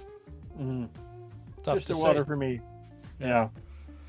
All right. Well, listen, Jim, I don't know if there's anything else we can really say on the meaning. Like, there is that comment about that middle-age ennui that, you know, but which in some ways seems a lot more straightforward. And they don't really delve into any of the sort of causes behind it, or even the sort of the recent past, or they just, you know, this is who you were and this is what you are now, and you sort of lost your smile, lost your smile. But which I can actually, I admire. You know, in a lot of storytelling, we love the catharsis. We have a cathartic moment where we understand what caused it and why we do it, even though that doesn't really follow human psychology. Yeah. And there's a lot of very effective psychological therapies that come from the who cares how this started. You're now in a habit where you're doing these things and you got to change the habit. We could dig back into the deep past, but even knowing or thinking we know, because of the way memory's constructed, we're unreliable narrators to a degree of our own past.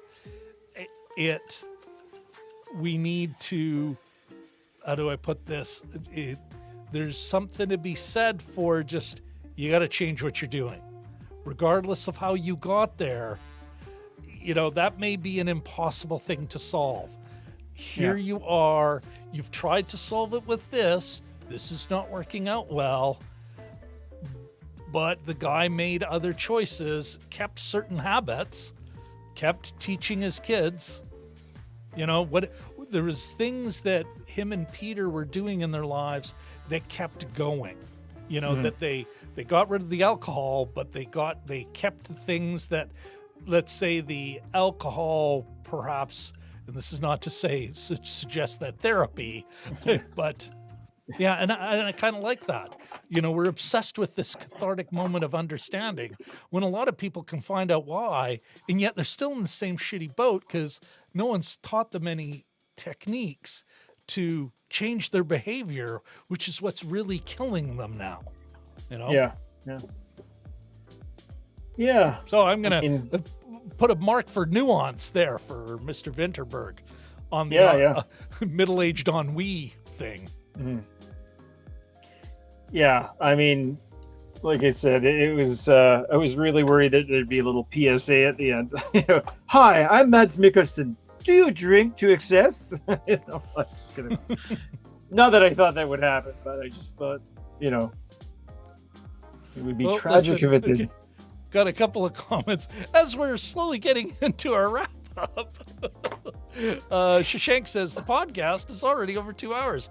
I thought it just began at 9 a.m. Indian time. No, it did not, Shashank. Sorry, man. 9:30. Anyway, have you just met us? Yes, Shashank, you are not new here. And then Curtis comes in near the end and goes, I know we're well into the spoiler section. Yes, we are, sir. And first of all, great seeing you. Yes, hi. Park City. Absolutely. Oh, Curtis, what? Okay, we'll get into that later.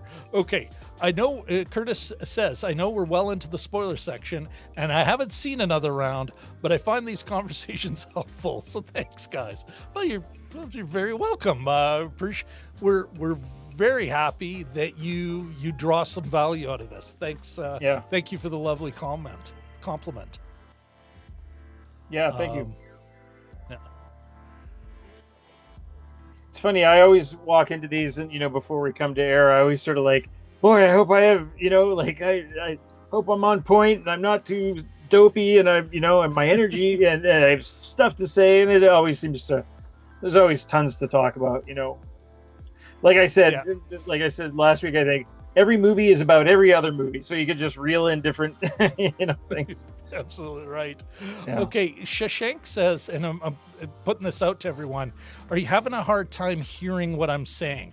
I know I always got my gain set a little high because I have a hard time controlling my dynamic range, and I don't want to clip, but I want to hear if everyone else is, can you at least hear me? So please chime in on what Shashank is saying. Okay. Curtis thinks it's coming in pretty clear for him. Shashank, one quick question. Can you hear, at least can you hear my co-host well? Check. Sibilance. All right. And the sound's coming through fine there. All right, Jim, before we move into our next section and talk about the director, talked about Mr. Vinterberg and whether he passed or failed on this flick, why don't we talk about Oh, he can't hear either speaking. Okay, so Oh. that I suspect is an internet issue. Something's happening between YouTube and you, my friend. That said, yeah, fudge. That sucks, man. Because even as I'm talking to Shashank, he can't hear me. Yeah. You know what? I will email you later, Shashank. Okay. Where was I? Oh, there we go. Curtis has a suggestion for Shashank. Thank you very much, Curtis. So, Jim, before we get into our next into the director and talking about Mr. Vinterberg, holistically as opposed to in little dribs and drabs, why don't you tell us about what we're going to be watching next weekend? Well, another Oscar favorite or Oscar contender. We'll be watching Judas and the Black Messiah, which is one that I've been pulling for a while, and I've held off watching it to accommodate it for this show. But you're looking at the poster, 2 Oscar-nominated actors currently. So if that Both means of them, anything yeah. to you, but Daniel Kaluuya is fresh off hosting Saturday Night Live last night, so that was he was pretty good. He was pretty game. I also listened to him on Mark Maron, his WTF podcast, and he said that he got his start in improv and comedy and sketch comedy. So very cool. Yeah, I didn't know that as a sort of a teen performing in England. So that was kind of a neat discovery. Yeah, that is very because he cool. seems like such an intense guy now, but yeah, he delivered the light stuff. His monologue was funny and light on his feet. He had a couple of the good moments, a lot of neat wigs and stuff, and yeah, he was good. I thought last night. Oh, Jelly Duck. Apparently, he's way too early. Okay. Ahmed, always great to see you here. Thank you very much for coming by. This is awesome, man. Okay. Let's talk about the director. Let's talk about Mr. Sure. Vinterberg, one of the co-creators, co-definers of the Dogma 95 movement. Jim, are you giving Thomas a pass or a fail here? Yeah, I am. I'll give him a pass. I think yes. Succinct. Yes, it is. I agree. I think, although it may not have been to strict Dogma 95 rules, I think it shows what you can do with talented cast and a solid story. Like it's not big, it's not epic, it's pretty straight ahead, pretty 3-act structure-y. We're not a little weird flourish at the end, but it shows you what you can do having some constraints with talent. Mm-hmm. And so, yes, I agree. It's a pass for me as well. What about everyone in the chat? Love to hear what you guys think. Oh, look at this. DMG. Yeah. Holy cow. People they're all coming in. Okay, Shashank's going to join us. He's going to try and, come out and come back in. We hear you, Shashank. All right. And DMG says, loved another round. Weird here is seeing Hannibal Lecter drinking instead of eating his way to success. Wow. DMG is Zing from DMG. Bringing the late Easter energy tonight. Absolutely. The dessert's kicking in. Nice to see. And it's not even midnight in Las Vegas. Las Vegas. That's right, yeah. I kept on forgetting where he's Shashank from. still can't hear anything. Shashank, you know what? Check your settings or something. Maybe. Here, just a sec, folks. Just so.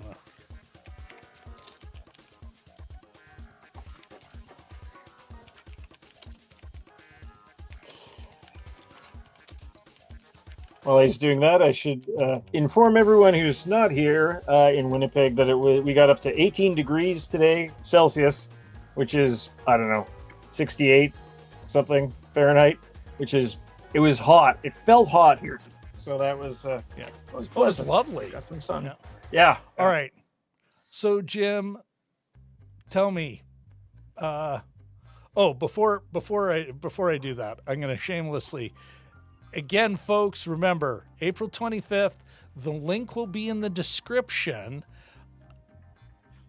Be sure to check out our questionnaire, our contest, because like I said, there'll be prizes, not necessarily valuable ones, but valuable here, where it counts, for our Oscars, our big Oscars show on April 25th. And you'll find the link to it in the description.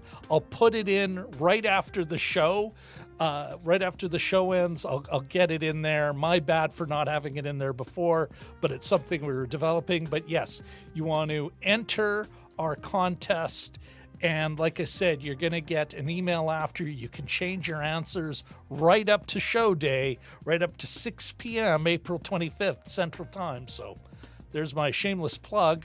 Before we get back into, and let me get that nonsense out of the way, Jim. Before we get into final thoughts, Jim, go. Yeah, if you haven't and you want to see Mads play, or Mr. Mikkelsen playing something other than a super villain or what have you, just a villain, I guess, in general, this is a great place to start. He's fantastic in this. It's his movie, and it's also again, watching foreign movies, you're not used to the supporting cast. Maybe you're not familiar with anybody else in the cast. It's well worth it. Locations, the whole bit. That's sort of why I love watching movies from different countries. But yeah, so definitely worth a look, especially because it's up for a couple of Oscars. I think best foreign language feature and a direction one, perhaps. Is that, or what was the other one it was up for? I'm drawing a blank. I think it was maybe best song. Maybe something like that. Yeah. I don't know. I keyed all this stuff into a Google form, and I'm like, I don't know. Yeah, exactly. Yeah. So definitely worth a watch, especially if you're a Mikkelsen fan. Absolutely. Yeah, it was. I agree with you 100%. I also, it is again. I'll reiterate what I said before. It's kind of cool to see a bizarro world to us, like to us as North Americans, a bizarro world take on, the middle-aged male crisis. That it's local and kind of dumb, doesn't involve as much flash, actually, and also about trying to be better at their job. Like, it's just such a reversal of what we'd expect. Quit, get a car, dump your spouse for a young woman. It's kind of crazy nonsense that I think we're seeing a certain European, much like Dogma 95 puts a film under constraints, we're also seeing a European, like at the beginning, it starts with these kids bringing their parents in to challenge the teacher, not on too much homework or too much this or too much that. It's like, you're not delivering the education we expect, and we have a future we're concerned about, which is just not what we're used to. Yeah. And then to the end with the weird flourish and the fact that you and I are and everyone in the chat were talking about, not what it means, like we're talking about a Zack Snyder movie, and who knows, other than, disturbing, offensive stuff. We're actually kind of going, okay, there's something going on here, and is the point yeah, I really like that, and I think that's a great way to. That makes for a great film, you know. Mm-hmm. Yeah. Yeah, a good one. Jim, Katie does say, I like this. There are not one, but two bald eagles in your neighborhood. Oh, don't get me started. Yeah, there's so many. I haven't seen the Eagles, so thank you for that. For folks who are unaware, who aren't Facebook friends of Jim's, Jim is a birder, and an ever more like that. What might have been just a passing interest a number of years ago has become full-fledged. You can call him a birder with a capital B. Damn, He COVID. hasn't started on his great year yet, but I suspect that's coming. How about this? They mentioned my name on the American Birding Association podcast because I got a membership for Christmas. So that's yes, awesome. That also implies that I listen to a birding podcast, which is fairly damning for me. But anyway, it's cool though. The host is good, but there's everything's coming back now. Again, for people in the States, they may not sort of, you guys have all kinds of birds there all the time. Everyone's coming back. So it's just in the last year, I've seen my first meadowlark, the first killdeer, the first robin, first robin of the spring, the first butterfly. Like the earth here is waking up. So it's pretty cool. Quick second. Okay, Jim's getting into the birding stuff. Sorry. So Shashank, fire those questions to us now. Meanwhile, I'll tell you about before we cut to our next show on my channel, Jim's Birds, which isn't a terrible idea, Jim. No. Okay, so yeah, Shashank, shoot those to us quickly before we. Okay, So, question 1. How's the COVID situation in Canada? India's pretty bad. 100,000 cases getting reported per day. Yikes. Jim, why don't you? Do you want to take that one, or I was actually on the province of Manitoba's website on this stuff like a few hours ago, so I feel caught up. I'll just say quickly is that every province here, I don't know what it's like in India, but every province here is its own kind of creature as far as COVID goes. And, so, Ontario's not doing super well right now. Manitoba's we're sort of expecting a little bit of a spike here. I think that it's all about the variants now. I think we're, correct me if I'm wrong, Rob, we're maybe on the verge of another spike. So I'm a little bit worried about that. It's more the variants and stuff. And the vaccinations are going very slowly here as well. So I think what we are seeing is, and I agree with everything Jim said. I think it's now, can vaccinations, terrible belch. Can vaccinations catch up? Until then, for myself, I am a man in my 50s. So like, I'm very careful. I have engaged with some friends like in the same physical space, but outdoors recently, just because I'm starving for any kind of real human contact. That said, it's been outdoors, socially distanced. We get close to each other. It's masks and everything. So that would be my addition to what Jim said. Although I am thinking that I may actually see a vaccine based on my age and everything sooner than originally thought. So who knows? And then Richard L. comments, yes, we're seeing our third wave in most provinces. This one driven by variants, but vaccines rolling out very slowly. All right, let's go to Shashank's second question, film-related question. The White Tiger, which is a new-ish, came out a few months ago, if memory serves. It's been on my radar. It's an Indian film. I'm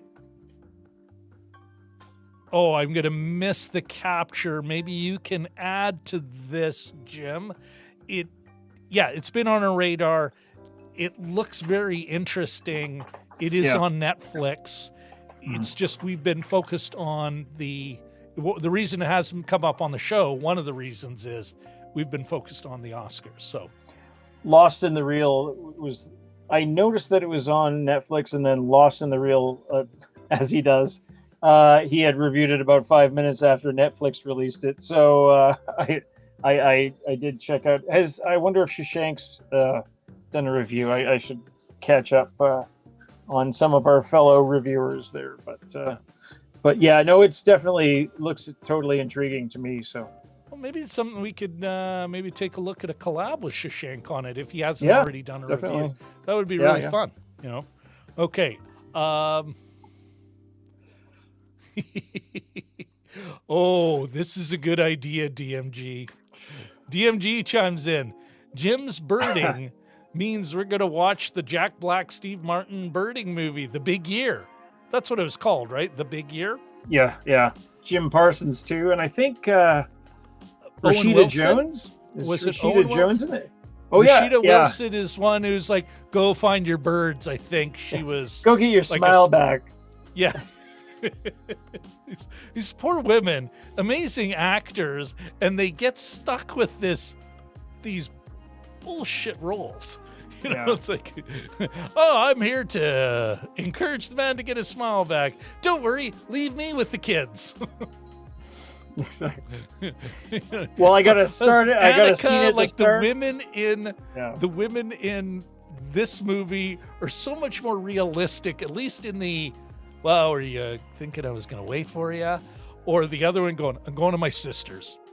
You're in no condition to take care of our children. You know, like it's like, oh, this is real. You know, I am buying these women. You know, I'm even buying the fact that the employer is avoiding what is probably been obvious to them until it's at a point where I got to deal with something because we're going to get in trouble. Finding bottles, yeah, we're finding bottles, and somebody's going to say something. But that's a great idea, DMG. We're going to have to put that on our solid list of great suggestions. Yeah. Okay. All right, everyone. Jim. I think it's time to say good night. Time to say goodbye. Get one more comment in from Katie. Apparently, they saw one at the pedestrian bridge at the Forks. Oh yeah, and others. Okay, this is more birding stuff, and so that's wonderful. Our next show is starting in 5 minutes. This is why we have the best chat on the internet, Jim. Yes, yeah. Who knows where it'll go? Who knows where it'll go? Who knows what show ideas will come out of it? Yeah. Okay. So Jim, I'll meet you in the green room after. Happy Easter, everyone. Thanks. Thanks for dropping in. Great. All right, everybody. Once again, thank you all very much for coming by. We will be back, like I said, next week for the Judas and the Black Messiah. We'll be back here 9:30 p.m. Central Time, UTC -5. That would be on April 11th, 2021. Sunday, April 11th, 2021.